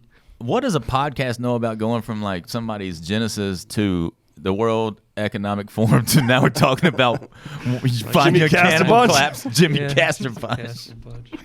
How much time do we Shit. got left? Dude, we got that this or that. We don't. Oh shit, we got to do this or that. We don't. We You got, got 18 anything? You minutes. got anything you want to deep dive into? Like Oh, just sitting on your The brain? mood's too good right now. We Okay, don't wanna okay. go back to that. Should have made this for 3 hours. I mean, I could still book another one however you want. Well, we got a 1:21 tea time. All You right. think we could get at 12:30? Can we stretch to 12:30? Just keep going off. I of don't that. even know if there's anything. Let's do this or that. And we might fall into something else. There might be another rabbit hole that pops up. Oh, you got topics. Oh wait, You got dude! I was topics? listening to the Bravo thing, and they were talking about Oh, and so this is dope. something that everybody should already know, but the Pinocchio scene in the pub, yeah, where they Now we're gonna we get into steal- Disney. Let's we go. steal little boys and send them to Pleasure Island, and then he like whispers into the fox's ear, and then the fox is like, what the fuck? And then the fox is like, and then the guy he's like, but you'll make a lot of money, and then he's like, well, don't they? Basically, like, don't they? You get in trouble in the cop. They don't come back as boys. What? And the motherfucker's name was There's a scene in Pinocchio. Geppetto. Yeah, forget about it. Joe Pedo. And all he wanted was a little boy. Hey, we can go. We can go to. Disney got them owls in the movie too, though. We can Wow. go to. We can go to 12:30 for nothing. Disney's Okay, a yeah. rabbit hole. Disney got them fucking owls all in the movies for no reason. Then you got the CIA funding the start of Disney. Yeah. Let me do Walt 12:30 Disney or was 12 into some weird shit. 12:30 or Really? 12:45. Oh yeah. 12:30. 12:30. Yeah. Who gave Walt Disney that land? Funny story about that land.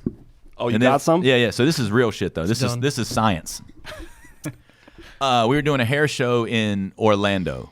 No, we were doing a hair show in. I can't remember. Maybe Atlanta. Yeah, probably Atlanta. There's a big time hairdresser named Roy Peters, I believe his name, but he's out of Texas, and he's like the Redken color fucking genius. He's a fucking hick dude from Texas, but he is a fucking genius when it comes to chemicals and hair color. Right? So for instance, he used to tell us like, if somebody has blue eyes and they have a dark circle around their blue eye, like a thicker black line, it's harder to lift their hair. And the way he found that out is he started studying people's eye color, and like he was like, and he would be like, ladies, and if you ever looked at Brad Pitt's eyes before, you'll notice there's a thick fucking, because he's the color Brad Pitt's hair. But anyways, so we're doing this hair show, right? And I'm apprenticing at the time, and Trevor Sorby, who was a big deal with Sassoon, he's trying to lift this girl's fucking hair to as white as your t-shirt, right? Mm-hmm. So that is like literally means all the fucking pigment's got to go. So you just got to bleach it to holy hell and back. And he's bleaching it and bleaching it and bleaching it, and it still keeps a yellow hue to it. So he's like, somebody fucking find me Roy Peters. And Roy Peters comes in and goes, hey, Trevor, what the fuck you need, brother? Blah, blah, blah, what the fuck, what's going on? And Trevor's like, hey, fucking bleach your hair, holy hell and back, man. It's fucking break off. If I can't get the fucking yellow and shit out of me, it's fucking crazy. And Roy's like, all right. And he looks at the girl's hair and he looks at her. He said, hey, honey, where are you from? And she tells him, and he goes, He said, where were you last week? She goes, I was in Disney World. He goes, well, okay. He says, somebody find me a vitamin C tablet. So they go to fucking scurrying, right? Find fucking vitamin C tablets. Somebody finds them, brings them back to him. He takes them, he crushes them up, and he washes her hair with it. And you literally watch all this yellow shit just pour off her hair. No. Yep. Swear to God. Wait. Because, and Trevor goes, did you bleach her hair with vitamin C? Vitamin. Yeah, he was like, no. She was in Disney World, and Disney World, underneath Disney World and all the surrounding world, is the largest sulfur deposit in the United States. So the sulfur is in the water. So she'd been washing her hair with sulfated water, and vitamin C cuts out sulfur. Do fucking mic drop. Science. Do fucking mic drop and roll out. And like you literally just watch it come off her hair. It was just hanging out. How the fuck do you even know that? He fucking studies it. The way this motherfucker studies the World Economic Forum. True. Dude, he knew about people's dark circle around their eye, making it harder to lift their hair. It was fucking insane. This dude was fucking smart as shit. Like he had, there was some product, right, that had like a weird fucking name. That was kind of like borderline sexual in a name. And he was like, how the fuck am I going to sell this shit in Texas? Like all these goddamn, super right wingers that, Bible Belt. And he goes, how am I going to sell it? So he took it and he flipped the name to fit like some kind of like American Glory or some shit like that. Fucking ran off the shelves. Anyways, what were we about? Okay, we're talking about Disney and the land. How to get the Pinocchio. land. Yeah, how to get the land. Yeah, Pinocchio. Oh, yeah, talked about that already. That's old news. No, the land. Well, I'd tell you how you got that motherfucking land. Well, I think Disney seems to be partly a psyop. Kind of like the media, sports. It's controlled. They want to get to your children early. You know, not only do they get to your children, they fucking get to them. They get to them, yeah. But no, I mean, Make them lifers. yeah, if you... What's a little land? I mean, you know what I'm saying? Let's go on a Disney cruise, bitches. Well, I grew up on Disney. Think about it like grew this. up on Disney. Like like what is a little land? Let's say like if I got unless you look at like the Yellowstone show, but that dude's got fucking 50 million acres or some shit like that. Mm. You got somebody that I give you the land, but and you give me 20% of the shit for a lifetime, and you kind of do what I tell you to do. You do what you do, but I'm gonna tell you what to do on the land. Exactly. We got a deal. There you go. I'll give you land if you do a little something for me. Yeah. Right. So what's in it for the CIA? Fucking control, dog. There you go. Boom. I mean, motherfuckers showed up and built a castle. I think that'd be the NSA. You know how much a castle costs? I mean, CIA is overseas, not in. I know what it takes. I know what it takes. I know what it takes to start up a I country. don't Of course know they're about overseas. that. But hey, you Bruv can say here's Bruv knows about the bloodline. But hey, you Yeah. can say it's America. I don't care. Do you know what Operation Mockingbird is? That's local. That's Yeah. not overseas. You know what Operation Mockingbird Yeah, is. I think it all stems But from. was that CIA or is that somebody else? That's I think admitted. I think it all stems from overseas 100% because I think that's where the real shit's going down. You Just don't like think it was Blackbriar? So Operation Mockingbird is basically the CIA was in control of the media. They were paying journalists to push narratives, and I think it went Oh, down. yeah. I think it went down just like this. The fucking royals over there at some point in time, when they caught wind of this giant, massive, beautiful, luscious, fertile land, they were like, "Y'all gotta go get that shit." So y'all know everything. So y'all know everything's going on. well, they tried. Why Yeah. does it matter? Why should America care about this stuff? I don't know. Why do we watch fucking comic book movies? I don't know. I don't. Yeah, that's been my whole take on it. Why do you listen to music? Entertainment. You know what I mean? Mm-hmm. So you guys do this for entertainment. I'm not saying I agree or Yeah, it's disagree. like- with I do you, it for more than entertainment. Why do you I'm do not trying to sit in my house for another year and a half and twiddle my thumbs while Oh, I get that. talking Yeah, about yeah. some virus. No, I get that. You know what I You're mean? doing it for yourself. I'm not doing it for I'm doing it for everybody. Yeah. Oh, I got it. I I think- mean, if I was only doing it for myself, I wouldn't have said shit on Twitter. and wouldn't that's say and I a think damn word. yeah, I think about I it. get that. I think Yeah. about it like that too, in the same way as like I don't do radical growth for myself as far as like That's true. all the sharing and knowledge and shit like that. You know, if it was myself, I wouldn't talk to anybody in town. I would just stay in my fucking lane and probably have a lot more money and time to myself and less headaches. Oh yeah, I can tell you. I'd have a lot more money if I never said a word. Yeah,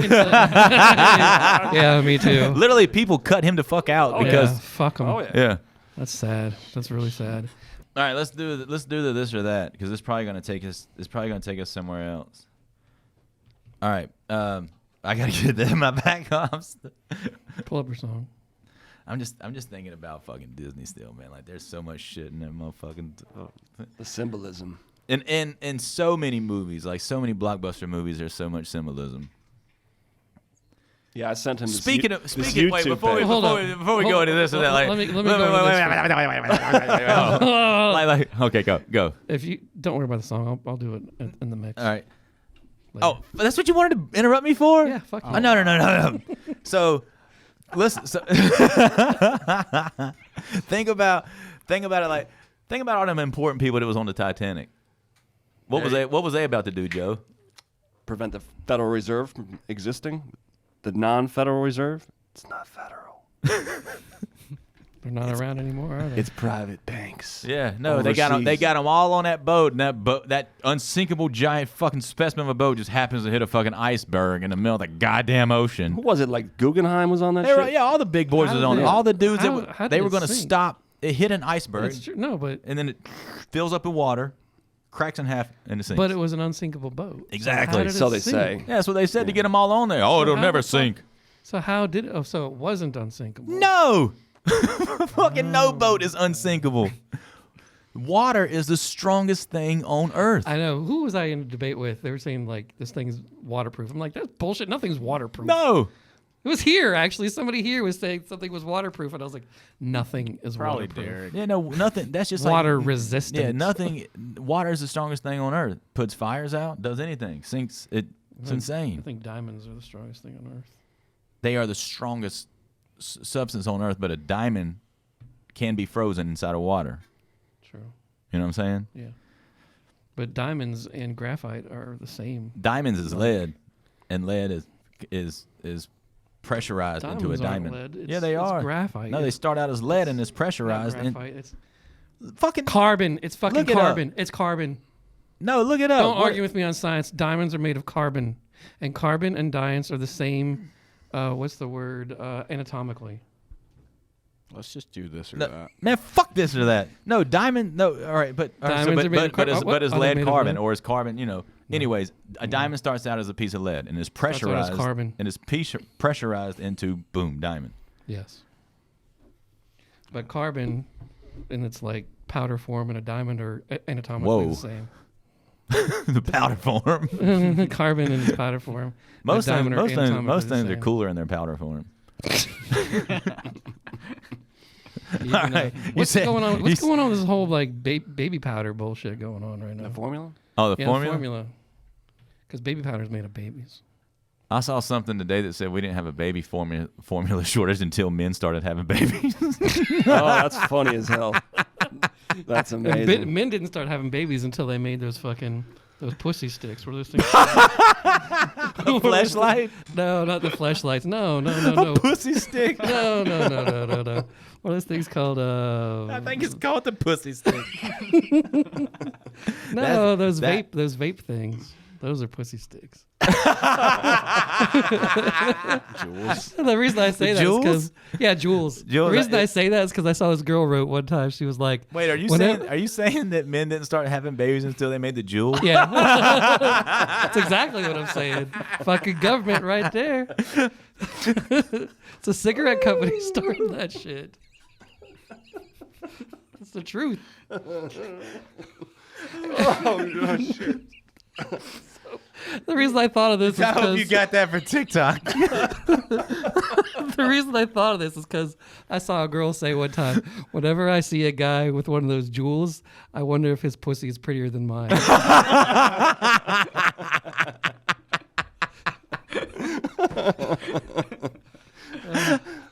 Man, we're never going to get sponsors. No, you're not. That Jules sponsorship's out the window. Fucking, we don't need them. All right, here we go. The This or That with Joseph Mazuraki. How do you say it, Mazurk? That's exactly how you say it. Mazuraki. Maserati? No, Mazurk, right? Mazurka. Mazurka. Oh, Joe Mazurka. Joe I went to Mazurka. a high school with a Mazurka. What did you call him? Who's that guitar player you were talking about? They wrote Joe Mazzola. And Mazzola, yeah. All right, here we go. Number one, the PGA Tour, the European Tour. Oh, PGA. Come on. Forget about it. Really? See, I would go European Tour. I've always enjoyed watching the European Really? Tour. Yeah. I don't like all the people standing around. Spaghetti or lasagna? I guess I would go lasagna. Why? I grew up on that, and I just like it better. It's got better cheese. I got you. I got you. It's got more cheese. It's got cheese. It's got cheese. Yeah. Sam Tripoli or Alex Jones? Oh, that's a tough Oh, one. and I didn't explain this. That's a You have tough to one. pick one. We don't do none of the politically correct stuff. Yeah. It's you got to go with one. I'm probably going to go with Sam on this one because he's funny. Yeah. Is he a comedian by trade? Is that Alex what's- Jones is pretty funny, too, though. Yes. I They're mean, both he's fucking fu- hilarious. The frogs are gay thing? Turning the frogs gay? Have you heard that before? No. He's like, they're turning the frogs gay. Shit's funny. And what's really funny is when he said it, all I thought about was how homeboy, what's the really good looking dude from Jurassic Park? Goldblum. He was like, oh, some frogs switch their sexuality in the wild so that they can have babies. And that's what the fucking dinosaurs were doing. They made all female dinosaurs, and they're like, and like the fucking dinosaurs are probably there. Let's give them 3 to 5 years max, and they're already figuring out how to flip their fucking DNA to reproduce. Welcome to Jurassic Park. Well, that crazy son of a bitch did it. Tiger or Jordan? I'm going Tiger. The basis on that question is like as far as like impact in their sports. Yeah, well, I think Jordan is bigger than Tiger worldwide, but I prefer Tiger. I thought about that when I was making that question. I thought about that too, because I think about growing up playing golf, and I got to witness what Tiger Woods did as far as like exposing it to like a whole nother class of people. That shit is like insane. It was like unreal. Yeah, he changes the whole sport. Yeah, and then like it was just like a bunch of boring ass dudes playing golf. Seriously. Yeah, and then he comes in with these fly ass Nike shits. Yeah. And he's hitting a steel shafted 3-wood 290. Yes, he definitely. Yeah, and then he also showed so many different levels and classes of people that you can play this fucking sport too. Because for a long time, if you wasn't a country club kid, you didn't feel welcome at all. Mm-hmm. All right, so this one applies to toilet paper, and we ask everybody. All right, does the roll go over or under? It goes over, bro. Okay. To the front or behind. Okay, we've only found one under, and it was this girl that works here. She's from Florida too. Yeah, she's definitely got fucking black and whites of Forrest hanging up in her room. No, she does not. Psychopath. She's not. She's normal. Yeah, she is.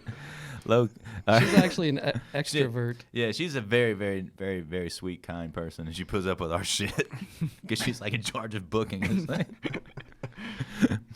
I think one time she tried to tell Forrest that the coffee wasn't Forrest, and Forrest was like, "He's gonna take your coffee." Yeah. All right, walk or ride? You're talking about golf? Yeah. I mean, And this is like and riding. okay, We right. riding. Lazy. Really? Nah, See, I would if perfect conditions survives, I'd always choose walking. If it's flat, Oh yeah. then I'm walking. Yeah. Miami or Vegas? Man, that's tough. That is really tough. See, I knew that was going to come up. Yeah. Yeah. That's why I said I'll hold I on. mean, it depends on what angle you're looking at. No, that's what I'm thinking. You gotta look at all angles. Yeah. I mean, I'd probably go Vegas, my area. Miami's got the beach though. Miami's got the beach, but it's a nice little life. Like when outside of Vegas. when you was aside from like the family life that you're focused on now, when you was in Miami, if you had to like go like off an inspirational draw between the two, which one do you think you got the Miami, Miami? 100%, because it's more cultural. Mm-hmm. I mean, all the Brazilians. It's just I love that vibe down there. Yeah. Which one as has- far as music is concerned? And you wake up at 9 much a.m. and more somebody's variety. playing house music. Yeah, That's just never killer. stop. Got I remember Taco Bell DJs. I remember the first time that I went to Miami, and I'm always the first one up, and we were actually staying there at that Ritz-Carlton, and it's like 8 a.m., and I'm like, the dude is opening up his shop across the street, and it's just fucking house music blaring. Yeah, I love it. That's cool. But you Which can't one really has- raise a family in Which that. one It's has tough. better weather though? That's debatable because it rains a lot in Miami. Yeah. Like does- quick storms, right? Does Yeah. Vegas get cold? In January, it'll get down like 40, Yeah, it's not bad. 50. It's not bad. Yeah. All right. How cold does it get here? Cold. You get snow, right? Yeah. Get A little snow. But it gets cold. We'll drop down to the 20s. Wow. That's not bad if you're from the north though. Now, the front nine or the back nine? I'm going back 9. Oh, okay. You got to What's the finish difference? strong. What's the difference? I'm not a golfer guy. It's a feeling and a mental thing. I mean, we didn't get warmed up to the 5th hole, so Yeah. I'm going back 9. Yeah. All right. I think I would have to go back nine too. How long does it take to run 18 holes? 4 hours tops. Yeah, If you're, typically. unless it's all backed up because of the hacks that are playing and trying to think that they're playing on the PGA Tour and spending 6 minutes of their fucking 5-foot putt. All right, conflict or wand? Wanflict. Wanflict? No, you got to pick one. I call him Juan. No. We're on a one-on-one No, which basis. person do you like better, Conflict or Juan? Conflict. That's fucked up. Yeah. I don't even know what that means. All right, Same- so do you same like? person. Do you like? No. Do you like DJ Conflict better, or do you like Juan better? We're the same people. Wait, who's Juan? I don't think so. You don't think Is, so? See, wait, I hold up. see. I Think like. Conflict is his alter ego? I don't think that Juan. I don't think Juan exudes that like little bit of cocky So flex on people. You know what I mean? Oh, He's very. when he's just Juan? Yeah, when he's just So- Juan. so is Juan conflict as Dwayne is to Roche? Probably, yeah, Oh, yeah. I didn't know that was his real name. Because like Juan is very like even keeled and more introverted, and you know what I'm saying. And Yeah. he puts it on for the IG? And then conflict like might just have to shit on some motherfuckers from time to time. And Juan would never just go out and shit on people. He would be that's very cool. he's very respectable and loves his mama. So which one is it? Which did you choose? He chose Juan. Yeah. Yeah. Okay. Gates or Jobs? Fucking Gates. I hate that dude so much. I hate that dude so much. You know what we I say don't in really here? hate people. Who are you? They say that I'm Steve Jobs. Forrest says that I I'm Bill think Gates. he says Steve that I Jobs. think up all these things and I come into a room and I'm like, 10,000 songs in this. Do it. Make this fucking happen. I want That's you? 10,000. I want 10,000 songs in this. Do it. Like you don't understand the shit that happens in the background. Who me? Sometimes, yeah. No, I don't. But I tell you what, That's fine. Make it happen. I tell you what, That's fine. It takes me, Yeah. and then I understand how much it takes everybody else for all this stuff to come into fruition. Yeah, You know what I'm saying? I think exactly. that's how Steve Jobs. I think he was like, I think he was the only one that was like, I can take this little fucking box and put 10,000 songs in it. And most people were like, that's fucking possible. And he's just like, no, it can happen. Do it.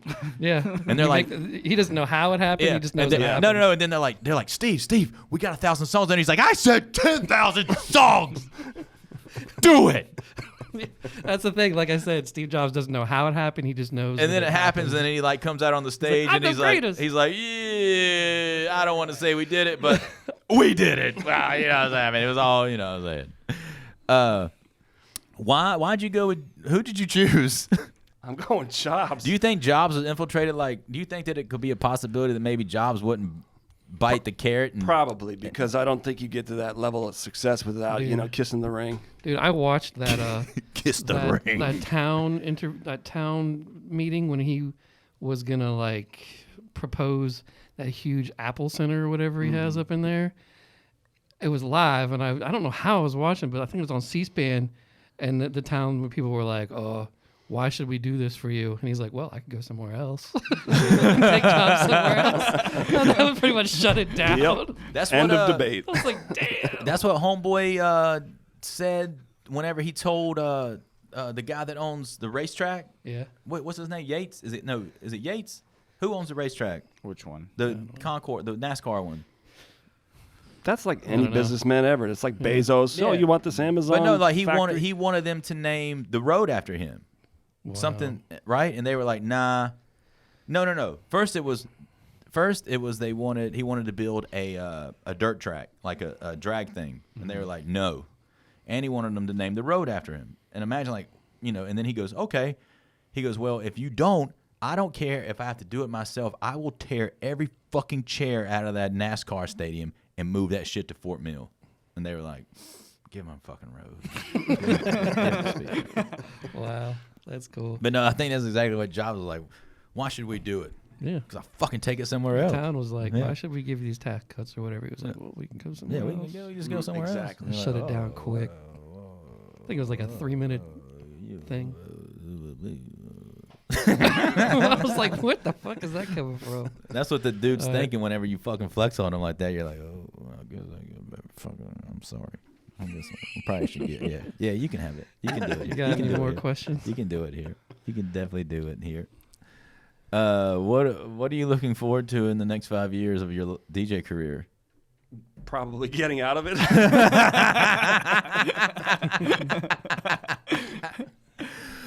What are some? Do you got any like great fucking memorable DJ night stories? And I don't care Crazy about like shit. I don't care when you're like when you were like crushed. I'm talking about like when like fucking I don't know like maybe Pauly Shore came up and threw up on your shoes or something like that. Shit. Give it. You got. Let's hear one. It's kind of a funny story. Yeah, we love it. At this point. It was tough at the time, but now I look back at it and just laugh.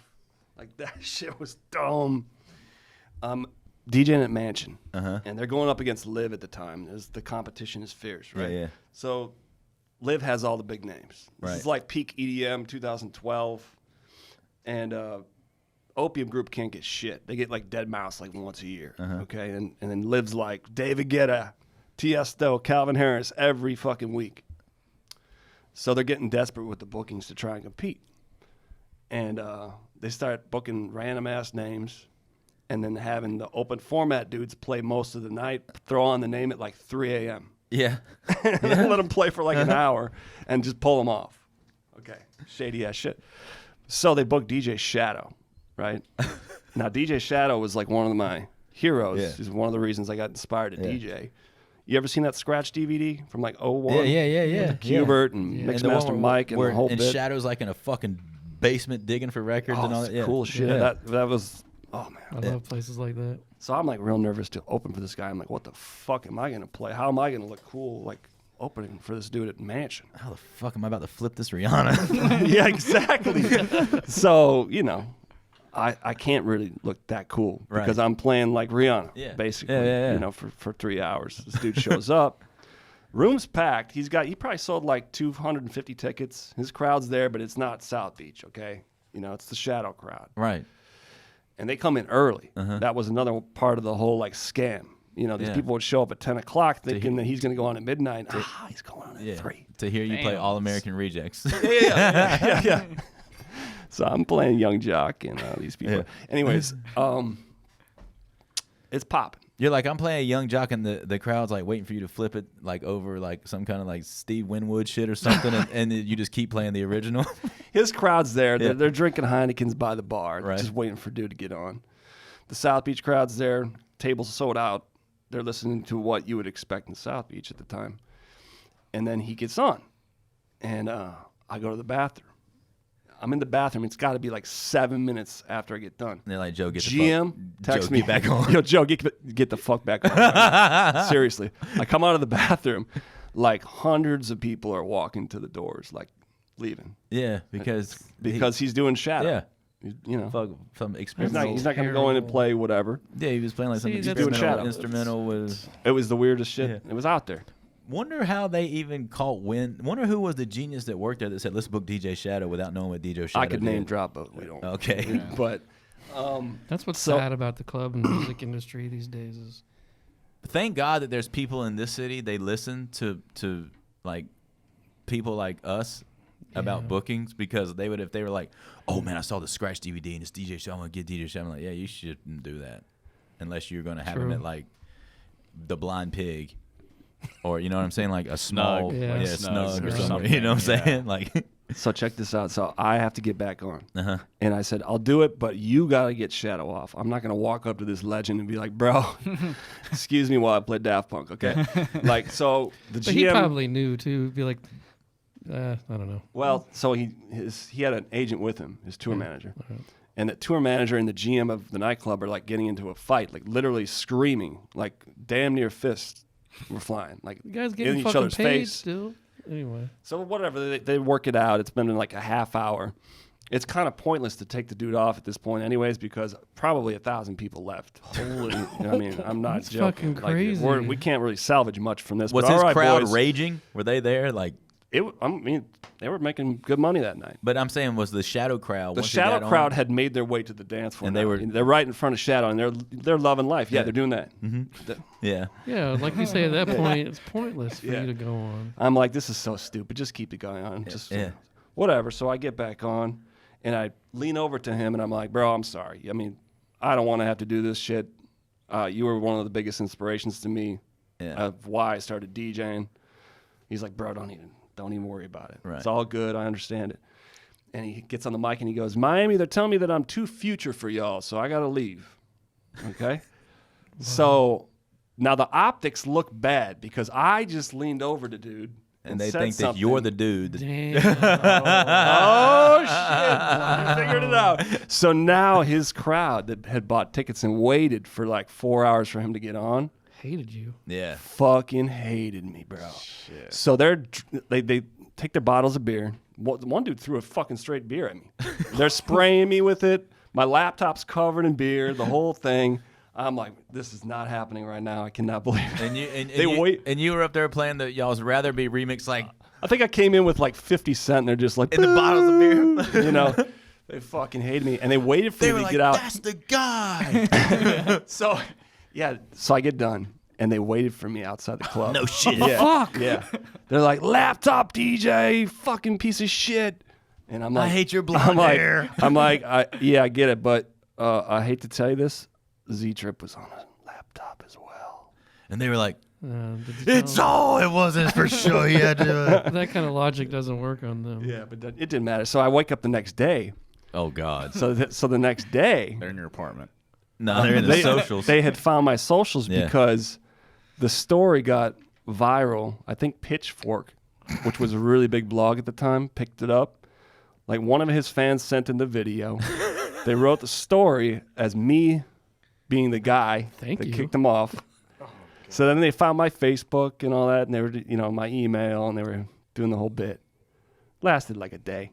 Yeah. I was like shook for a day. I was like, oh, my career's over. Nah, man. Bro, everybody forgets shit Oh, yeah, within so like fast. 24 Yeah, hours. yeah. And now I just look back at it and laugh. Like it's such a fucking funny thing to me because I don't care. I just funny. I don't care like at all. But yeah, You and Shadow should have dropped the collabo right that next day. that's after the all this smart happened. thing Yeah. you do. That's the smart. It was all a psyop to get them together, and fucking they had the remix in the tuck. The album drops like the next day. Yeah. See? Oh my God, it was all a promotional tool.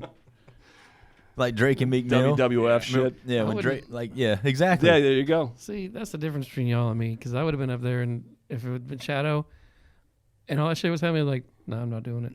I'd be like, I'd be like, I don't care. I'll find another job tomorrow. Peace. Fuck you. I'm not taking him off of there. Those people want to see him. Yeah. Yeah. And they're spraying beer at my shit? Mm-mm. Yeah. Nope. Done. I mean, that's probably what I should have done at the time. Just say fuck you. It's hard to though. Yeah.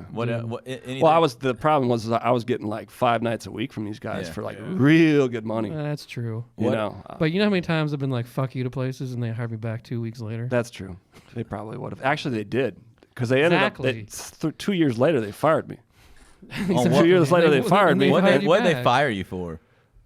I was working like for their competitor, which I already had Uh-huh. been. It Yeah. was like Wall And they were like, "You're at out." the W, and they're like, "Yeah, I see you working at Wall," and I'm like, "I've been working at Wall for 5 years. What are you talking about? Fuck you talking about? See you working at Wall. You can't work there." I'm like, "Okay, well, I'm gonna go work there because I've been working there." Yeah, like, And they're like, "All right, you're fired." and you're like, all right, but they were just firing everybody, weren't they? Weren't they going through some In Miami, things? it was like Yeah. the slow time of year. Everybody would get really Yeah. pissy. Right. August, Yeah.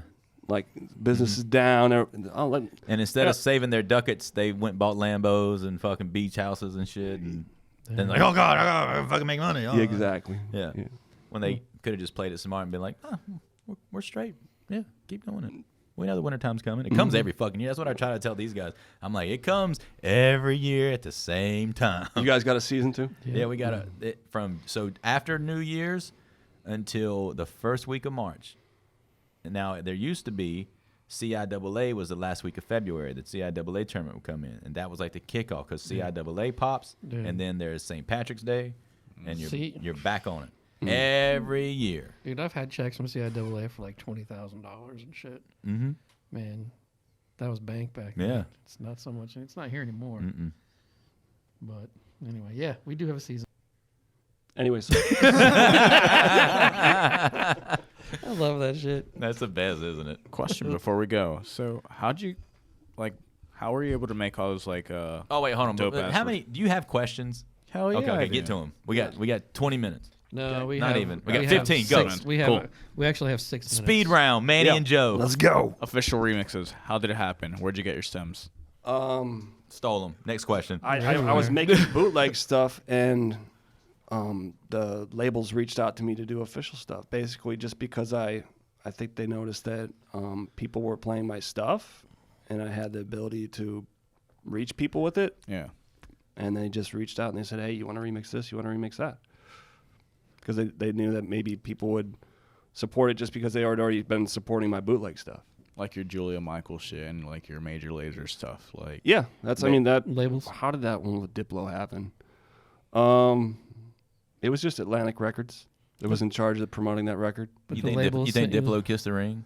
Diplo, I've spoken with Diplo before. He actually hit me up like a No, year but do ago. you think he like kissed the ring? Oh, he kissed the ring, Yeah. right? God. He's down with Charles. I almost said So- Charles Schwab. Yeah. Klaus Schwab. You So think the he's, label is he sent you- DJ in Davos? I'm out here in Davos. He's in a Bilderberg group right now. You got another question? Oh my God. Next question. So for stuff that you don't have like record label stuff like stems and stuff. Like Yeah. Or Find do them on you the just internet. or do, Yeah. or do you Well, just some- message them or they send you stuff or As far as the stems is concerned, I mean, there was a website, some Russian shit that Yeah. had like every fucking Red can get you multi-track. anything you Yeah, I was want. gonna tell And you then it that. got like right when Red. this Ukraine shit popped off, that site just disappeared. I'm serious. Like That's what the whole war's I about. don't even, yeah, it's about stems. stems. Yeah, Yeah, the stem converters. I'm about to say because like a lot of your stuff is like dope and super clean. I'm like, damn, where the hell did you get this from? Well, now too, I'll give you a bit of information. They have a site that you can go to and upload a track, and it's like some algorithm. Oh yeah. What's it? LAIA LA There's something. one or two of them out there. And then but there's Phonic programs Mind, too. There's programs. Where and then you have Isotope Ozone will extract Yeah. vocals as well. But I think that Lalai, whatever that one is, it's like AI that runs it. You can upload a track, and if you get a high quality like FLAC version of it you can make stems too. or a wave, it's Just break You it can down. make- pretty legit. Like, Listen, Is you that what can- they call a studio acapella? I mean, you can Or no, make- is that, no, damn I'm it- sorry. Well- Is that the DIY acapella? That's the DIY, but it's like Well, let me it's tell you two legit things. You can now. find the instrumental and acapellas on the internet, and if you can't do that, there's other ways to do it. Like if the you go- dark web. There's what? also programs like he said that you can upload it to. There's other ways you can do it. Like if you have an instrumental and a regular version, if you match up it perfectly and then Invert. invert it, and you flip it, you'll get an acapella out of it. Things Sometimes. like that. Yeah. Because I would That's I would old buy the school. CD singles just to do that. Yeah, that's old school. But Yeah. man, hit up DJ Red if you ever want any stems. Yeah, he can get anything. What Yeah. other questions you got? So how'd you get into kind of like the traveling stuff, like the traveling aspect of it? Basically because of my mashups on crooklydclan.net and just developing a name through that. And then, AM asked me to come join Deckstar. And then they started inserting me into, their venues. And I was already being hit up by places to come play. Yeah. So once an agency sees that you're in demand to a certain degree, they're like, okay, I'll take you on. Yeah. You So, know?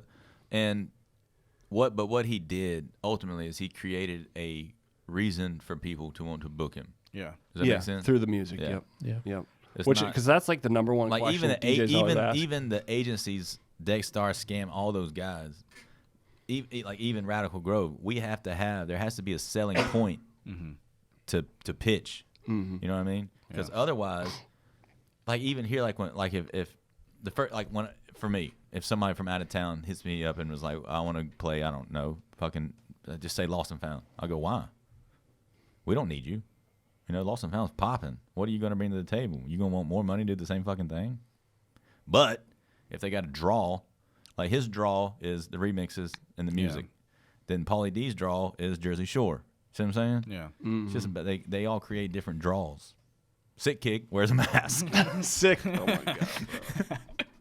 Oh, that's a different story. You see what I'm saying? Yeah. It's just all you got to have some sort of thing to it. Would you Yeah. consider yourself more of a performer or just like an actual like DJ? Do you like go up there and know already what you're gonna do? It depends on where I'm at. I mean, there's certain rooms that you get in where you can't just be staring at your laptop the whole time. Yeah. There's other rooms where you can, but if you're playing a place with a big room, you got to be a showman. Which Yeah. one do you prefer? Which one do you prefer better? Do you like to go in and do the open format, or do you like to go in and do the Joe Ma show? It's tough because I like both. I like the small room stuff. Uh-huh. Like if you go to like Blackbird in Miami, Yeah. I mean, that's like soul stuff right Right. there. You know, you go deep in those crates, and people are like, they love it. You know, all over the board, totally open format. But there's part of me that loves playing a really big room too, because that energy Yeah. is crazy. But like we always say, that's like shooting fish in a barrel. A Do big you? room. Is that what you Yeah, said? we do. Yeah. I've been saying it for years, and he picked it up. But the case that I'm talking about him is a little bit different okay. because there's literally like nerds out there that come to see him play all those fucking remixes Oh, and edits alright. and shit like that. He actually has Yeah. fans. Yeah. Which one Not actually? like Which us. one's True. which remix or edit of yours do you think has gone off the hardest? Probably that Yeah discotheque remix I did with Juan. Yeah. Yeah. That's a big one. That Um, is that the heads roll? Yeah, it has Yeah. a roll. Yeah. My kid loves that song.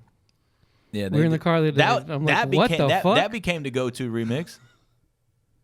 Don't you think? I mean, 8-Tracks is obviously bigger. All right. Yeah.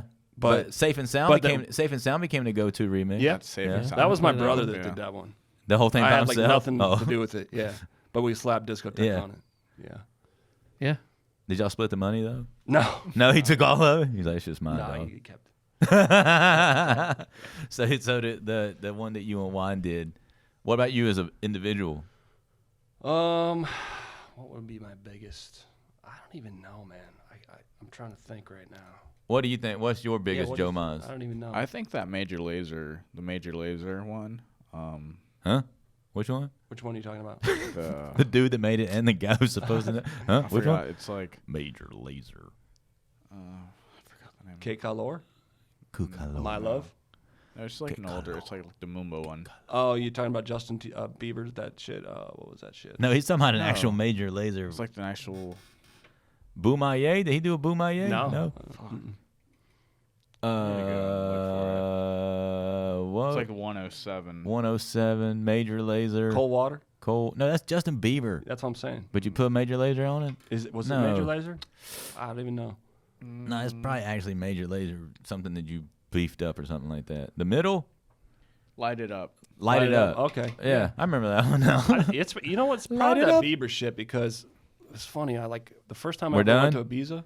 We gotta wrap it up. Let's go. All right, wait, we got No, 3 we got minutes. 3 minutes. We got no, 3 we minutes. don't because we have to be out of here in 3 minutes. And he has Oh. to break this Okay. stuff down. All right, We're so fine. go check out the Justin Bieber Joe Maz remix. Yeah. No. We There's got also him. a Post Malone. You can get him on all the socials at Joe Maz.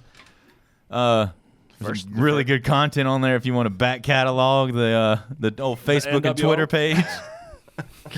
Any questions regarding NWO or the World Economic Forum, you can reach him at joemaz.com. We really appreciate him coming through. My wife's texting me, and You got anything you want to add?